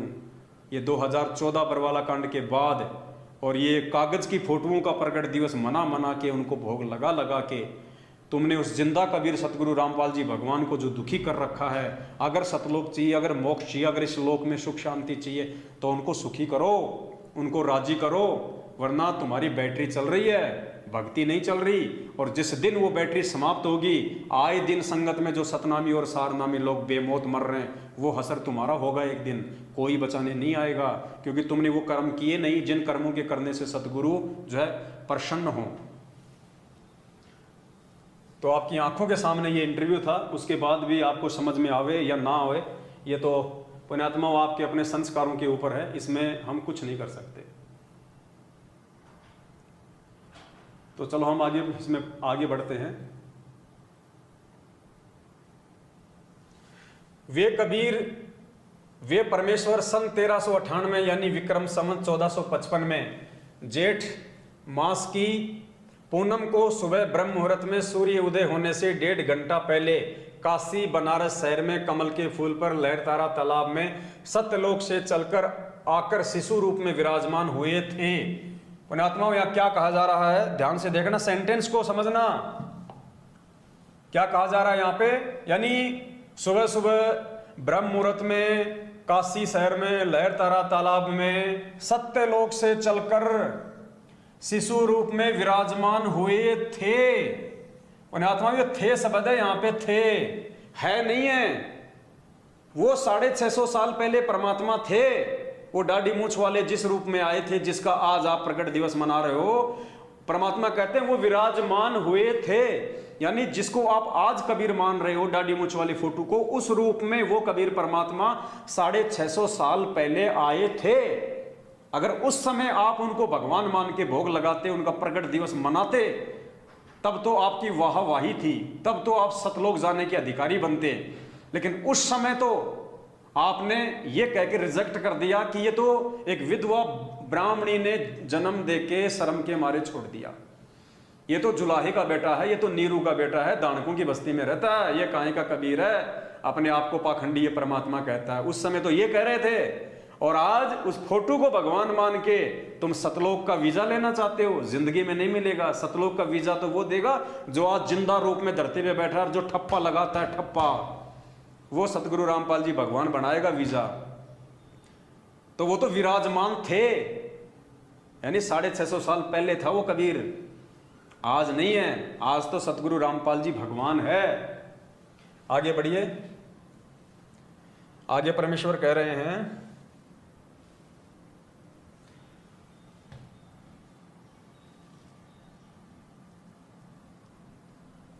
वर्ष की आयु में यह अनमोल अध्यात्म ज्ञान सारनाम यानी मूल ज्ञान बताने लगे थे। वे 120 वर्ष तक सतगुरु की भूमिका व भगत की भूमिका करके सत्य भक्ति को जिंदा किया करते थे। यानी वो थे भाई, आज नहीं है। उस समय उन्होंने भगत की भूमिका भी की जैसे आज गुरुजी कर रहे हैं। उस समय उन्होंने दास की भूमिका भी की जैसे आज गुरुजी कर रहे हैं। उस समय वो सत्य ज्ञान का प्रचार किया करते थे जैसे आज गुरुजी कर रहे हैं, जो आज अपने आत्म कल्याण का कारण बना। हमें कोटि कोटि धन्यवाद उस परमेश्वर का करना चाहिए। हमें सदा उसके लिए समर्पित रहना चाहिए। हमें सदा उसके लिए समर्पित रहना चाहिए। किसके? कबीर परमेश्वर के। लेकिन जब हम पहले कबीर परमेश्वर की पहचान करेंगे तब उसके प्रति समर्पित रहेंगे। तो आज सत्सेवक भाई बहनों ने उस कबीर परमेश्वर की पहचान कर ली है, जिस कबीर परमेश्वर के प्रति भक्तों को सदा समर्पित रहना चाहिए। और वो सत्य साहेब सतगुरु रामपाल जी भगवान है। वो कबीर परमात्मा सतगुरु रामपाल जी भगवान है, जिनके प्रत्येक भगत को समर्पित रहना चाहिए, ना कि कागज की फोटो के प्रति हमारे को समर्पित होना है, वरना हम लोग धोखा खा जाएंगे। आगे इसमें कुछ वाणियां लिखी हुई हैं, फिर चलिए हम आगे चलते हैं दूसरे पेज के ऊपर। ये 3-4 पेज का था पीला पर्चा। नेक्स्ट पेज को आप ध्यान से पढ़िएगा और निष्कर्ष निकालिए पुण्यात्माओं, हमारे को कहाँ पे धोखा दिया जा रहा है इन पीले पर्चों की आड़ में, कहाँ हमारे को गुमराह किया जा रहा है। और इन्हीं गुमराह करने वाले पीले पर्चों से हमने निष्कर्ष निकालना है, हमने सार निकालना है, अपने बचने का तरीका ढूंढना है। प्यारी संगत, उपरोक्त अमरवाणी को गहराई से पढ़ो और विचार करो। असंख्य जन्मों का कष्ट अपना अब सदा के लिए समाप्त होने जा रहा है, इसलिए अपना भी कुछ विशेष कर्तव्य बनता है। क्या कर्तव्य बनता है? दिनांक 14 जून 2022 को वह जेठ मास की पूर्णमासी है, जिस दिन संसार में परमेश्वर कबीर जी कलयुग में प्रकट हुए थे। पुण्यात्माओं, बार बार इन शब्दों का जिक्र करना। परमेश्वर प्रकट हुए थे यानी 650 साल पहले आए थे, 650 साल पहले प्रकट हुए थे वो दाढ़ी मूंछ वाला। तो आज प्रकट दिवस क्यों मनाया जा रहा है? आज तो उसका मनाया जाएगा जो आज कबीर है। उस उपलक्ष्य में दिनांक 12, 13, 14 जून 2022 को संत गरीबदास जी की वाणी के अमर ग्रंथ का अखंड पाठ 3 दिन किया जाएगा। आप जी बढ़ चढ़कर सेवा करना, बढ़ चढ़कर दान करना। लूट सको तो लूट लो, लूटी जा सके तो लूट लो। यदि दान धर्म में पैसा नहीं लगता है तो दुर्भाग्य है उस आत्मा का। दान धर्म न करने वालों का पैसा किसी अन्य कारणों से नष्ट हो जाएगा। ये डराया जा रहा है, भगत समाज को धमकाया जा रहा है ताकि भगत समाज भयभीत हो जाए और भगत समाज जो है डर के इन आश्रमों में जाके दान धर्म करे। चोरी हो जाए, कोई परिवार का सदस्य बीमार हो जाए, लाखों रुपया खर्च हो जाए, अपने घर रुपए न हो तो भी उधार लेकर इलाज करना पड़ता है। कोई पशु खराब हो जाए, फसल खराब हो जाए, आग लग जाए, आदि कारणों से धन नष्ट हो जाता है। हम देखते रह जाते हैं, रोने व दुखी होने के अतिरिक्त कुछ नहीं बन पाता। यदि हम धर्म के लिए दान करें तो ये सब बचाव हो जाता है। परमात्मा दान को 1000 गुना करके आपको लौटाता है। इसलिए इस शुभ अवसर पर सेवा व दान के लिए सर्वस्व न्यौछावर करने का भाव बनाकर सदा सेवा व दान करो। अब पुण्यात्माओं, अगर इन मैनेजमेंट वालों को इतना ही विश्वास है कि वो परमात्मा आप जो दान देंगे उसका 1000 गुना करके आपको लौटाएगा, तो इनको संगत को लूटने की जरूरत क्या है? ये मैनेजमेंट ही क्यों ना इन्वेस्ट कर दे पैसा एक बार में। जब इनको पता है कि 1 रुपए का 1000 गुना होके आएगा तो लाख रुपए का 10 लाख होके आएगा, 10 लाख से भी ज्यादा, 10 लाख रुपए का 10 करोड़ होके आएगा। तो पुण्यात्माओं, ये सारे मैनेजमेंट वाले मिलके, गुरु जी के परिवार वाले मिलके 10, 15, 20 लाख रुपया ये इन्वेस्ट कर दें, एक बार दान धर्म में लगा दें, क्योंकि फिर उसका तो 1000 गुना होके आना ही आना है। तो संगत को लूटने की जरूरत कहां पड़ रही है? एक बार ये खुद ही कर दो इन्वेस्ट, एफडी करवा दो एक बार उस परमात्मा के नाम पे, फिर इनके पास में 1000 गुना होके आता रहेगा। संगत को लूटने की आवश्यकता नहीं है। तो ये मूर्ख बनाया जा रहा है संगत को। ये बातें सतगुरुदेव जी अगर अपने मुख से हमें बोले तो बिल्कुल यथार्थ है, सच्ची हैं। लेकिन यही बात अगर मैनेजमेंट अपने धार्मिक धंधे के लिए जब इन्हीं शब्दों को इस्तेमाल करता है तो पुण्यात्माओं फिर ये यहाँ पे एक ठगी के रूप में आ जाते हैं। ये शब्द लोगों की लूट के रूप में फिर काम आते हैं। तो हमने इन भावों में भावित नहीं होना है। परमात्मा 1000 गुना आपको पैसा नहीं देगा। आप इन वाणियों को समझिए। आपको तो केवल भ्रमित किया जा रहा है।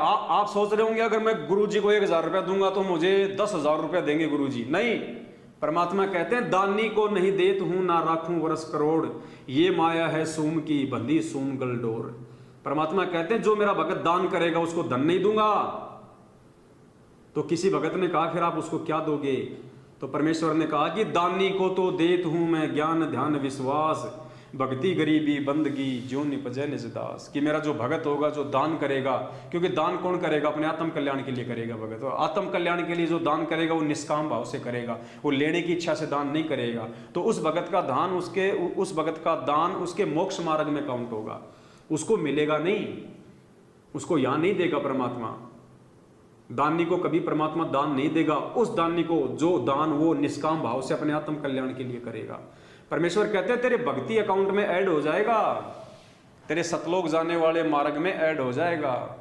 लेकिन यहां परमेश्वर की उन्हीं वाणियों को आधार बना के, ताकि भगत इस भाव से ज्यादा बढ़ चढ़ के ज्योति पाठ और दान कराएं कि एक ज्योति कराऊंगा 2100 रुपए की, तो भाई कम से कम 5-10 हजार रुपये देगा परमात्मा मुझे। तो ऐसे भक्तों को इन वाणियों को आधार बना के भ्रमित किया जा रहा है। आगे चलिए, पेज नंबर 3।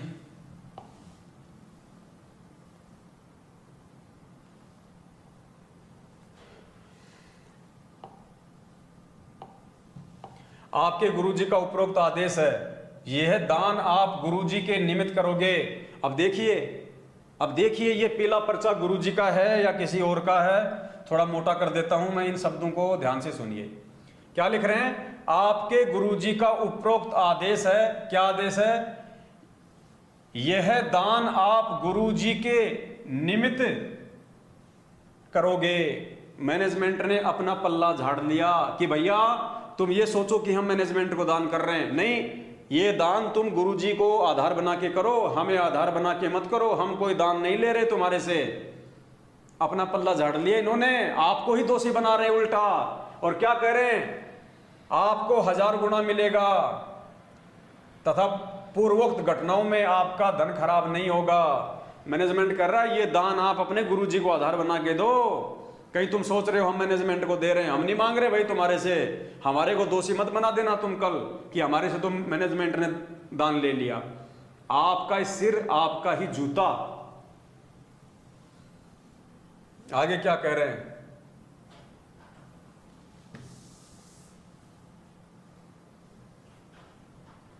ध्यान से सुनिए। आपका दिए दान का रुपया दास के आदेश अनुसार खर्च किया जाता है। क्या कह रहे हैं? इस पीले पर्चे में अब गुरुजी की तरफ से लिखा हुआ दिखाया गया है कि आपके दान का रुपया दास के आदेश अनुसार खर्च किया जा रहा है। इसका मतलब पुण्यात्माओं 2018 में हरियाणा के जाट आरक्षण में उन कुपात्रों को जो 16 लाख रुपए का दान दिया गया था, क्या वो भी गुरुजी के ही आदेश से दिया गया था? पूछिए आप इनसे, क्या वो दान भी गुरुजी के ही आदेश से दिया गया था? जो हरियाणा के जाट आरक्षण में 16 लाख रुपए दिए गए थे, अब इन महापुरुषों से पूछिए क्या वो दान भी गुरुजी के आदेश से दिया गया था? जो यहां पे इन्होंने लिख दिया कि आपका दिया दान रुपया दास के आदेश अनुसार खर्च किया जाता है, इसका मतलब हमारे गुरुजी दोगली बात करेंगे। एक तरफ तो गुरुजी ने पहले वीडियो में कहा कि आपने भिखारी को भी नगद पैसा नहीं देना, किसी कुपात्र को नगद पैसा नहीं देना, आपके पैसे का दुरुपयोग करेगा वो बकवादी आदमी है, परमात्मा से जुड़े हुए नहीं है। उसको यदि आप दान दोगे और वो आपके दान का दुरुपयोग करेगा तो आपको भी उसका परिणाम भोगना पड़ेगा। और यहां का कहा जा रहा है कि आपका दिए दान का रुपया दास के आदेश अनुसार खर्च किया जा रहा है। यानी यहां भी इन्होंने गुरुजी को ही दोषी बना दिया। यानी भक्तों का जूता और गुरुजी का सिर, भक्तों का जूता और गुरुजी का सिर, तुम्हें ही दोषी बनाया जा रहा है। अब गुरुजी ये कैसे कह देंगे कि सारा का सारा दान मेरे आदेश अनुसार खर्च किया जा रहा है? क्या गुरुजी आदेश देंगे हरियाणा के जाट आरक्षण में भक्तों का पैसा उन कुपात्रों को देने के लिए? क्या गुरुजी आदेश देंगे राजस्थान के गैंगस्टर आनंदपाल सिंह की सीबीआई जांच में 5 लाख रुपया नगद देने का? पुण्यात्माओं आंखें खोलो, तुम्हारे को कहां भ्रमित किया जाता है इन पीले पर्चों की आड़ में। दास को पैसे पैसे का हिसाब सेवादार समय समय पे देते रहते हैं। यह विश्वास का मार्ग है पुण्यात्माओं, विश्वास का मार्ग है। लेकिन आंख बंद करके विश्वास करने के लिए नहीं कहा परमात्मा ने। हमने विश्वास करना है अपने पूज्य गुरुदेव जी के ऊपर। जब हमारे पूज्य गुरुदेव हमारे को आमने सामने होके कहें कि बेटा तुझे दान करना है, तो हम दान करेंगे, चाहे गुरुजी हमारे को किसी के भी हाथ में देने के लिए क्यों ना कहें। लेकिन गुरुजी का परिवार, ये कोऑर्डिनेटर लोग कहेंगे हमारे को कि ये विश्वास का मार्ग है, ये पैसा तुम हमारे को दे दो, ये पैसा जो है हम गुरुजी के आदेश से ले रहे हैं, वहां विश्वास नहीं किया जाएगा, क्योंकि वो कुपात्र हैं। यदि कोई इस दान का दुरुपयोग करेगा, उसको परमात्मा आप परिणाम देगा। आपने दास को दान किया है, आपका 1000 गुना आपके अकाउंट में जमा हो जाएगा।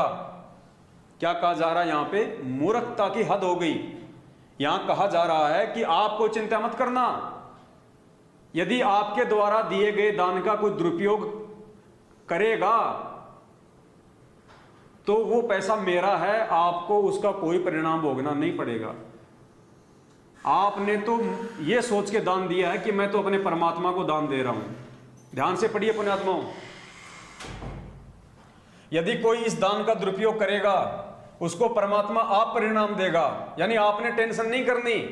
आपके द्वारा दिए गए दान का जो आंख बंद करके आपने दिया है, उसका यदि कोई दुरुपयोग करेगा तो आपको कोई टेंशन नहीं है। फिर तो भाई साहब भिखारी को भी दे दो पैसा, फिर तो भिखारी को भी दान दो, क्योंकि हमने तो भगवान पे विश्वास करके दिया।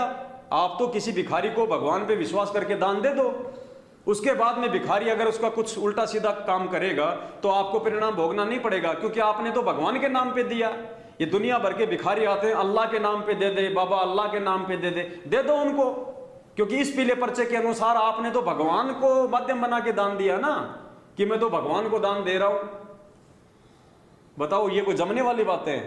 कैसे मूर्ख बनाया जा रहा है हमारे को, बिल्कुल अंधा बना के संगत को काम में लिया जा रहा है। यदि कोई इस दान का दुरुपयोग करेगा, उसको परमात्मा आप परिणाम देगा। आपने दास को दान दिया है, आपका 1000 गुना आपके अकाउंट में भाग्य में जमा होगा। ये देखिए, आपके अकाउंट में भाग्य में, बैंक में जमा नहीं होगा। कहीं आप सोच रहे हो कि 1 दूंगा तो गुरुजी 1000 देंगे, यहां कोष्टक में क्या लिखा हुआ है? भाग्य में, भाग्य में जमा होगा, बैंक में जमा नहीं होगा। इस वहम में मत रहना। यदि वह दान का पैसा कोई दुरुपयोग करता है तो दास का करता है, आपका नहीं कर रहा। देखिए कितनी मूर्खता वाली बात लिखी हुई है। कितना भक्तों को कितना बुद्धू बनाया जा रहा है कि यदि वो व्यक्ति दान का दुरुपयोग करता है तो आपका पैसा दुरुपयोग नहीं कर रहा, वो दास का पैसा दुरुपयोग कर रहा है, आपको कोई उसका परिणाम नहीं भोगना पड़ेगा। फिर तो दे दो, किसी को भी दे दो। फिर तो शराबी व्यक्ति शराब के लिए पैसा मांग रहा है तो भगवान का नाम लेके उसको भी दे दो। भिखारी भीख मांग रहा है, अल्लाह के नाम पे दे दे बाबा, तो अल्लाह के नाम पे दे दो। अल्लाह तो भगवान होता है ना, दे दो भगवान के नाम पे। वो भिखारी चाहे उसके शराब पियो, तुम्हें तो कोई परिणाम भोगना नहीं पड़ेगा। क्या ये शिक्षा दी थी हमारे को पूज्य गुरुदेव जी ने? अभी आधा घंटे पहले आपने जो वीडियो सुना परमात्मा का, क्या कह रहे हैं उसमें गुरुजी? कि कुपात्र को दान नहीं देना, किसी को भी नगद पैसा नहीं देना, भिखारी को भी नगद पैसा नहीं देना, उसको खाना खिला दो। बिना सिला हुआ कपड़ा भी नहीं देना, कपड़ा भी उसको सिला के दो या फिर अपना पहना हुआ दो ताकि वो बेच ना सके। इतनी सावधानी हमें गुरुजी ने दान देने के विषय में बताई है, और यहां सरेआम भक्तों को मूर्ख बनाया जा रहा है। यदि वह दान के पैसे का कोई दुरुपयोग करता है तो दास का करता है, आपका नहीं कर रहा। आप निर्भय होकर, निश्चिंत होकर सेवा व दान करो। मतलब बिल्कुल आंख बंद करके, मूर्ख बन के लोगों को दान धर्म का पैसा दो। काल पुण्यात्माओं ऐसे ही मारेगा भक्तों को, ऐसे ही काल भक्तों की आंखें फोड़ता है, ऐसे ही काल अपनी सूक्ष्म चाल चलता है। इन पीले पर्चों के माध्यम से सतलोक आश्रम मैनेजमेंट हरियाणा की बुद्धि पे बैठ के, क्योंकि उसको पता है काल को कि ये मूर्ख संगत इस मैनेजमेंट के ऊपर अंधा विश्वास करती है, केवल गुरुदेव का परिवार समझ के। लेकिन इस मार्ग में ये भाई भतीजावाद नहीं चलता, वंशवाद नहीं चलता, परिवारवाद नहीं चलता। ये विश्वास का मार्ग है, लेकिन अपने गुरु के ऊपर करने का, गुरु के परिवार पे करने का नहीं है। तो काल सतलोक आश्रम मैनेजमेंट हरियाणा की बुद्धि पे बैठ गया, क्योंकि काल ने देख लिया कि ये संगत मूर्ख है। ये संगत केवल ज्ञान को आधार बना के नहीं चलती, बल्कि उस महापुरुष के परिवार को आधार बना के चलती है। तो परिवार वालों के माध्यम से ही क्यों ना इस संगत को लूटा जाए, इनकी मर्यादाओं को तुड़वाया जाए। यही काल की सूक्ष्म चाल होती है। पुण्यात्मा समझ सको तो समझ लेना। जो पूरी बातें यहाँ पे गुरुदेव के ज्ञान के विपरीत लिखी हुई है कि यदि वह दान का कोई दुरुपयोग करता है तो दास का करता है, आपका नहीं कर रहा। आप निर्भय होकर, निश्चित होकर सेवा व दान करो। यह सत्य स्थान पर, ठीक जगह पर दान करने का अवसर विश्व में केवल आपको प्राप्त है। इसको चूकना मत। दिनांक 12, 13, 14 जून 2022 को 3 दिन के अखंड पाठ में 5 यज्ञ चलेगी। अब इनको 5 यज्ञ का नाम भी ध्यान में आ गया। जब से हम सत्सेवक भाई बहन साथ संगतियों में 5 यज्ञ की बात करते हैं, तो ये भी पीले पर्चों में 5 यज्ञ लिखने लग गए। इनको भी ध्यान आ गया कि 5 यज्ञ और लिखना शुरू कर दो संगत को मूर्ख बनाने के लिए। तो क्या कह रहे हैं कि दिनांक 12, 13, 14 जून 2022 को 3 दिन के अखंड पाठ में 5 यज्ञ चलेगी। बढ़ चढ़ के दान करो। पुण्यात्माओं, पाठ करने की सलाह दी जा रही है कि बढ़ चढ़ के पाठ करो। अब आपको एक वीडियो सुनाते हैं पूज्य गुरुदेव जी का। गुरुदेव ने क्या कहा है कि पाठ कहां कराना चाहिए, पाठ किस समय करवाना चाहिए। गुरुदेव ने कहा कि पाठ करवाने से पहले अपने गुरुजी की आज्ञा लेनी आवश्यक है। बिना गुरुजी की आज्ञा के आपने किसी को पाठ का पैसा नहीं देना, पाठ नहीं करवाना। तो मुझे बता दीजिए, पिछले 7.5 साल से ये लाखों की संख्या में मूर्ख संगत जो इन फर्जी आश्रमों में आंखें बंद करके जो ज्योति और पाठ का पैसा जमा करवा रही है, इन्होंने कब हिसार जेल में जाके सतगुरु रामपाल जी भगवान से आदेश लिया कि गुरुजी हमें आज्ञा कीजिए, हमें आदेश दीजिए कि हम इन फर्जी आश्रमों में जाके पाठ करवाएं। क्या किसी ने आदेश लिया गुरुजी से? क्या कोई एक भी व्यक्ति जेल में गया गुरुजी से ये पूछने की गुरुजी मैं पाठ करवा रहा हूं, आपकी आज्ञा है या नहीं है? सुनिए परमात्मा का आदेश पाठ के विषय में। और पुण्यात्माओं, आंखें खोलना उसके बाद में, किस गफलत में जी रहे हो, कहां तुम्हें काल ठग रहा है। 2 कदम भी भक्ति मार्ग पे नहीं चलने देगा इस प्रकार से काल। ये सत्संग है परमात्मा जी का, ध्यान से सुनिए इसको। इस सत्संग में परमात्मा कह रहे हैं कि पाठ करवाने से पहले गुरुदेव से आज्ञा लेनी पड़ती है, वरना वो पाठ सफल नहीं होगा, उल्टे परमात्मा के दोषी बन जाओगे। सुनिए ध्यान से। गुरु बिन दान पुण्य जो करही, मिथ्या होवे कभू ना फरही। बिना गुरु के जो दान करते हैं मिथ्या जावे, वो कभी नहीं फलेगा।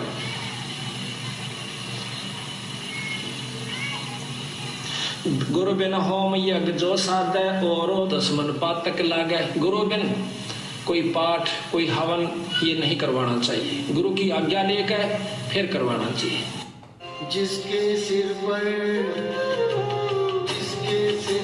कृपा गुरु की, वो दुख कैसे पाएगा। जिसके सिर पर कृपा गुरु की, वो दुख कैसे पाएगा। नाम गुरु जी का जप लेगा, नाम गुरु जी का जप। तो यहां परमात्मा ने बिल्कुल स्पष्ट कर दिया है कि गुरु जी की आज्ञा के बिना पाठ नहीं करवाना चाहिए, पाठ करवाने से पहले गुरु जी का आदेश लेना चाहिए। तो ये मूर्ख संगत कहां गुरु जी का आदेश लेने के लिए हिसार जेल में गई? किन भक्तों ने जाके हिसार जेल से गुरु जी का आदेश लिया? बिल्कुल टोटल संगत काल प्रेरित हो चुकी है। 90% लोग काल भगवान की गोद में बैठे हैं। कब किसके ऊपर क्या बिजली गिर जाए कोई भरोसा नहीं है। भक्ति करते करते भी लोग अकाल मौत मर रहे हैं। कारण यही है कि गुरुजी के सत्संग रूपी वचनों पे कोई नहीं चल रहा। सब लोग मनमानी देखा देखी भेड़चाल में मस्त हैं। कोई मर रहा है तो मर रहा है, उनको कोई फर्क ही नहीं पड़ रहा। लोग विचार ही नहीं कर रहे कि यार मेरे गुरुजी का भगत अकाल मौत मर रहा है, इसने तो सारनाम लिया हुआ था, सतनाम लिया हुआ था, फिर भी अकाल मौत मर रहा है। कारण क्या, रीजन क्या है? कोई उस तय तक जा ही नहीं रहा, क्योंकि काल सबकी बुद्धि पे बैठा है। काल उस स्तर तक किसी को सोचने दे ही नहीं रहा।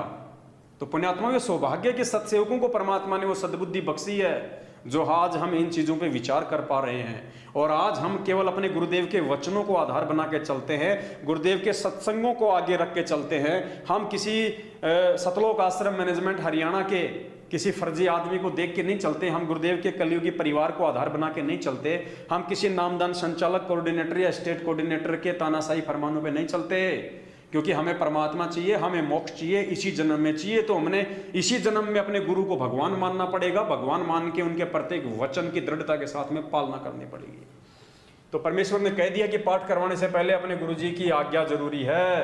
अब बता दीजिए ये मूर्ख संगत कहाँ जो है आदेश ले रही है? हिसार जेल में जाके। ये लास्ट पेज है इसका, ज्ञान आधार से हम इसका निष्कर्ष निकालते हैं।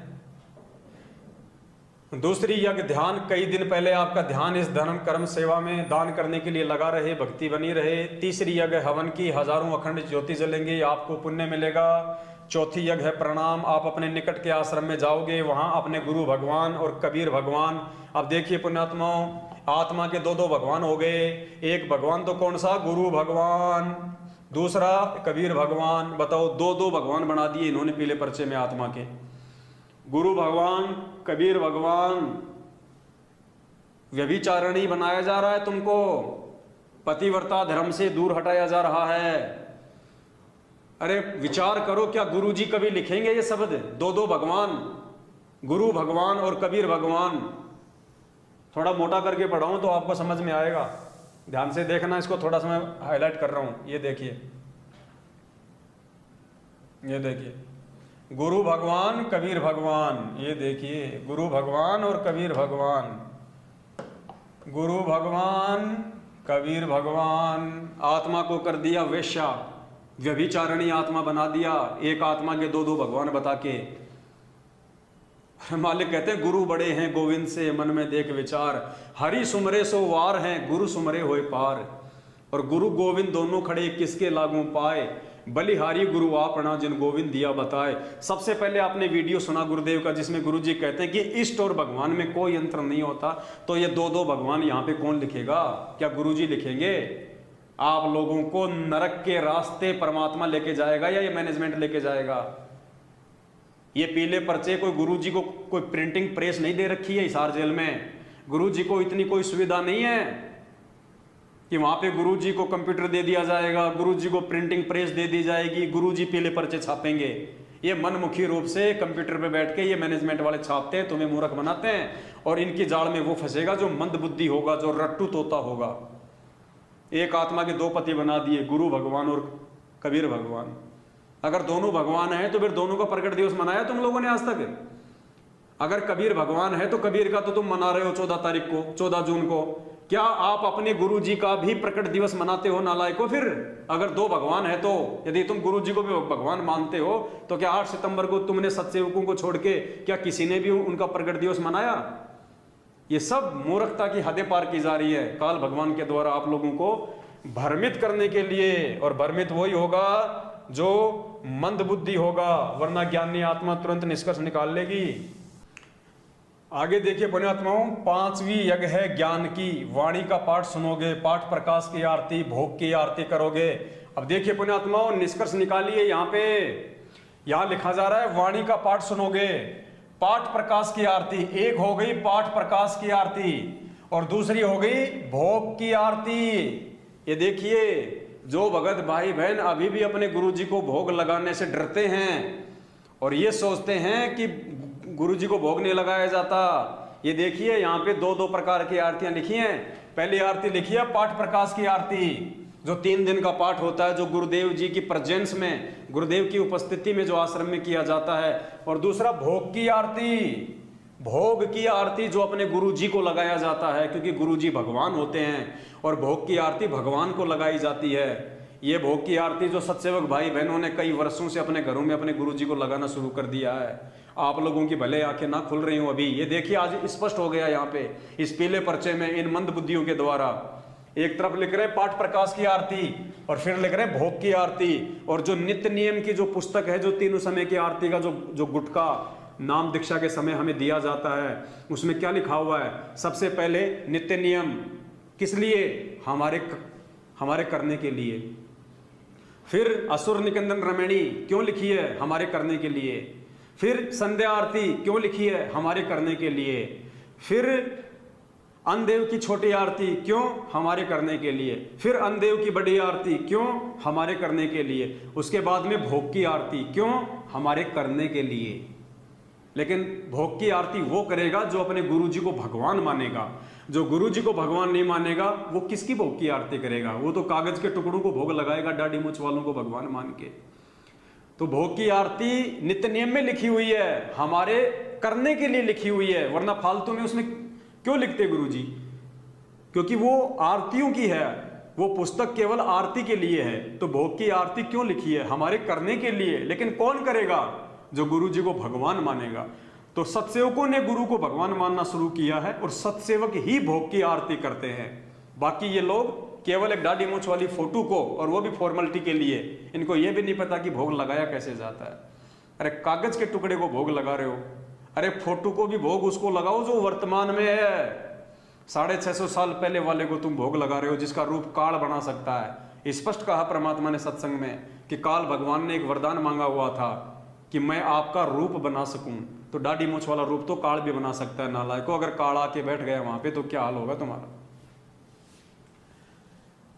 यह सब आपके द्वारा दिए गए दान से ही संभव है। आप भोग की आरती में सुनते पढ़ते हैं, आज लग्या साहिब को भोग दीन के टुकड़े पानी का। कौन सुनता है? सत्सेवक भाई बहन। अरे ये लोग तो साल में एक बार भोग लगाते हैं कागज की फोटो को, ये कहाँ सुनेंगे ये कि आज लग्या साहिब को भोग। ये कौन सुनता है रोज अपने घरों में, आज लग्या साहिब को भोग दीन के टुकड़े पानी का, कोई जगह पुरबला भाग, सफल हुआ दिन जिंदगानी का। ये सत्सेवक भाई बहन रोज भोग लगाते अपने गुरुदेव भगवान को। बच्चों, पता नहीं कौन से जन्म जन्मांतर का शुभ कर्म दान धर्म आगे अड़ा है जो आज आपने मोक्ष की लाइन में खड़े हो। न्योछावर हो जाओ परमेश्वर के दिए दान व सेवा करने के लिए। दास की आयु देखो। अब देखना पुण्यात्माओं, यहाँ पे आपके गुरु जी को बेचारा साबित किया जा रहा है। इस पीले पर्चे में आपके पूज्य गुरुदेव जी को बेचारा साबित कर दिया इन मैनेजमेंट वालों ने। बेचारा, बिल्कुल बूढ़ा लाचार। कैसे? ध्यान से पढ़िएगा क्या लिखा हुआ है। दास की आयु देखो 70 वर्ष पूरी हो चुकी है। दास आपके कल्याण के लिए संघर्ष देखो। क्या आपको दास पर दया नहीं आती? ये देखिए क्या लिखा हुआ है, क्या आपको दास पे दया नहीं आती? अरे गुरुजी अपने भगत से कह रहे हैं कि क्या आपको दास पे दया नहीं आती? अब आप दया करोगे क्या गुरुजी पे? आप दयावान हो क्या? अरे दया कौन करता है? जो दयावान होता है। आप दयावान हो क्या? इस पीले पर्चे के अनुसार तो फिर आपने अपने गुरुजी पे दया करनी पड़ेगी। अगर इस पीले पर्चे को आप गुरुजी का मानते हो, गुरुजी का आदेश मानते हो, तो क्या लिखा जा रहा है? क्या आपको दास पर दया नहीं आती? आप दया करोगे?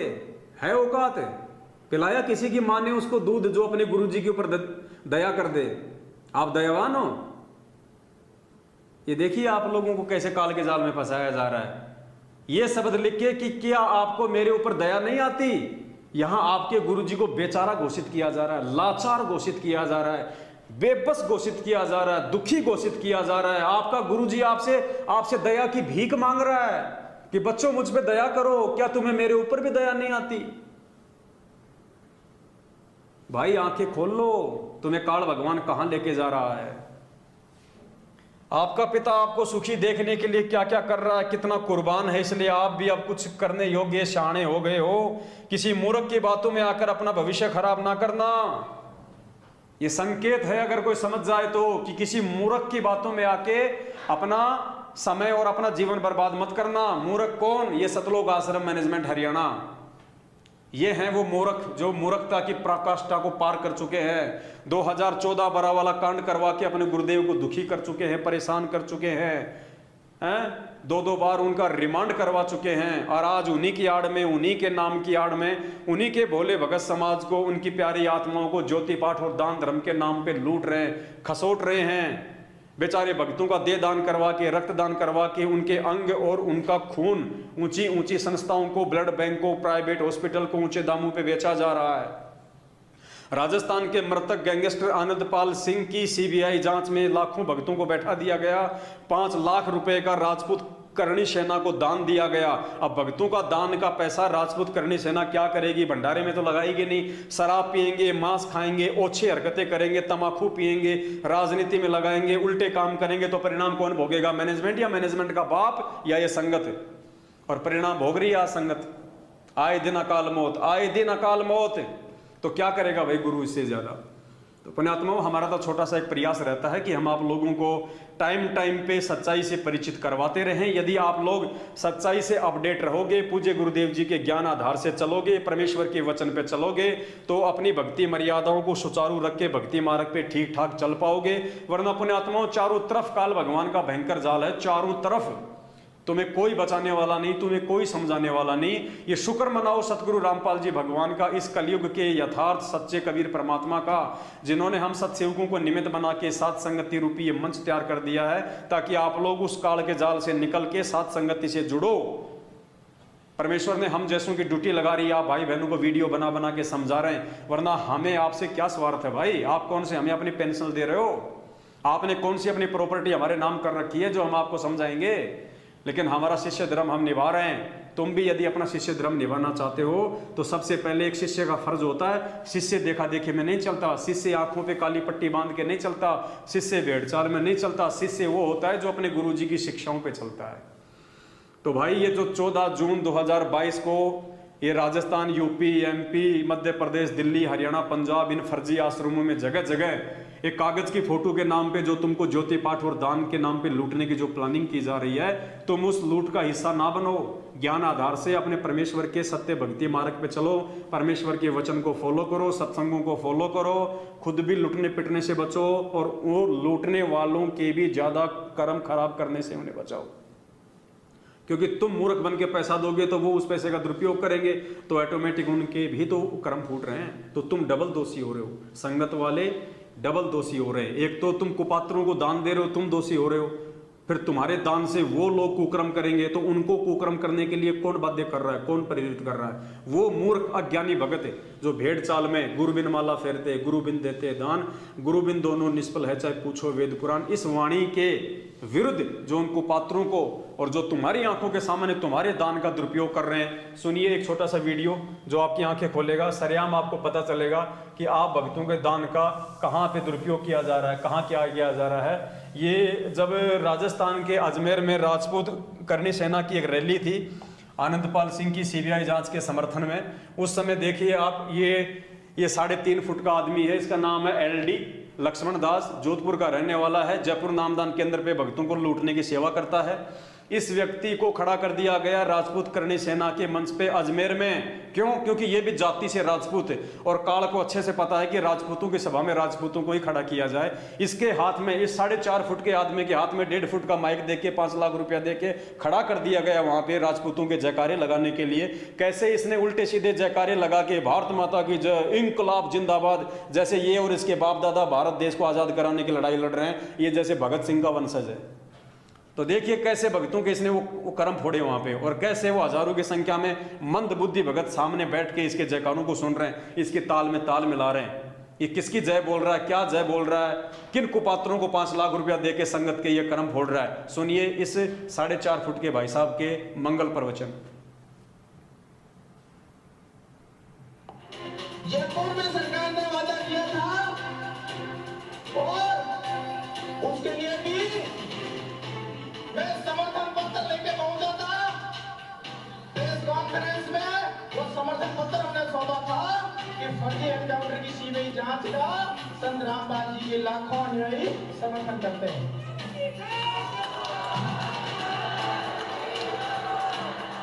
भारत माता की, भारत माता की, मां पद्मावती की, मां पद्मावती की इंकलाब।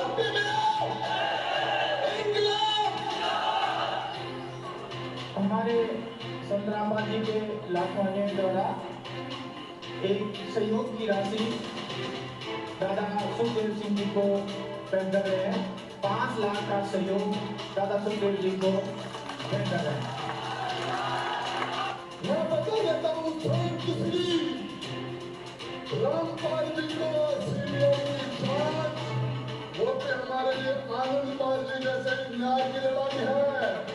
आप लोगों ने ये जो 5 लाख रुपए, ये जो भामाशाह के रूप में, ये राणा प्रताप के रूप में जो लड़ाई लड़ने वाला घास की रोटी खा के सुंदर सुंदर लड़ाई लड़ रहा है, और जो 5 लाख रुपए का जो आशीर्वाद जो अपने भामाशाह के रूप में देते हैं उसका आप नमन करते हैं।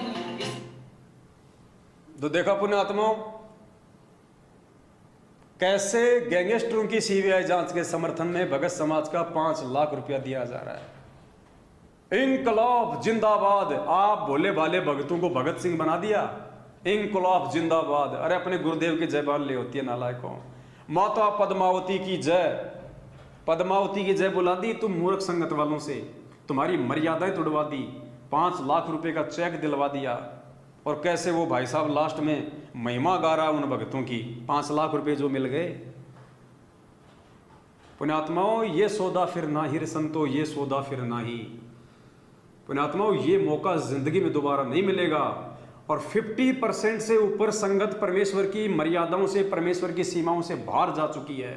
परमात्मा भी उसको सीधे रास्ते पे नहीं ला सकते, वो इतने नीचे गिर चुके हैं मानसिक तौर पे, इतने ज्यादा वो गुलाम हो चुके हैं। ये सौभाग्य है हम सत्सेवक भाई बहनों का, हम परमेश्वर का कोटि कोटि दंडवत धन्यवाद करते हैं। हम ऋणी हैं इस पूज्य गुरुदेव भगवान के, जो परमात्मा ने ना जाने कैसे हमारी बुद्धि के ये पट खोले, हमारे को सत्य से परिचित कराया। परमेश्वर ने हमारे को नीर खीर का निबेरा करना सिखाया और इन गलत कुकर्मों में फंसने से हमारे को बचाया, वरना हम भी एक ना एक दिन इन्हीं कुपात्रों के सहयोगी होते, इसी मैनेजमेंट के पीछे चल के अपनी भक्ति बर्बाद कर रहे होते, जैसे आज ये लाखों की संगत कर रही है। हम भी एक कागज के टुकड़े को भगवान मान के उनका प्रकट दिवस मना रहे होते। तो पुण्यात्माओं, ये गुरुदेव की विशेष रजा है, जो आत्मा सात संगति से जुड़ी हुई है। पुण्यात्माओं, आप हैं वो असली आत्मा जिनके विषय में परमात्मा सत्संग के शुरुआत में कहते हैं कि पुण्यात्माओं धन्य हैं तुम्हारे माता पिता जिनसे तुम्हारा जन्म हुआ। ये 4.5 फुट का आदमी 1.5 फुट का माइक पकड़ के 5 लाख हाथ में लेके अपने आप को जो सुपरस्टार समझ रहा है ना, ये तो बिल्कुल गलत में जा चुकी आत्माएं हैं। इनका तो भगवान भी सहारा नहीं है आगे चल के, इनके साथ में जो दुर्गतियां होंगी। जिस प्रकार से ज्ञान को आधार ना बना के काल प्रेरित होके ये खुद भी अपने जीवन को नरक बना रहे हैं और लाखों भक्तों का जीवन भी मर्यादा तोड़ के ये लोग उनका जीवन भी नरक बना रहे हैं।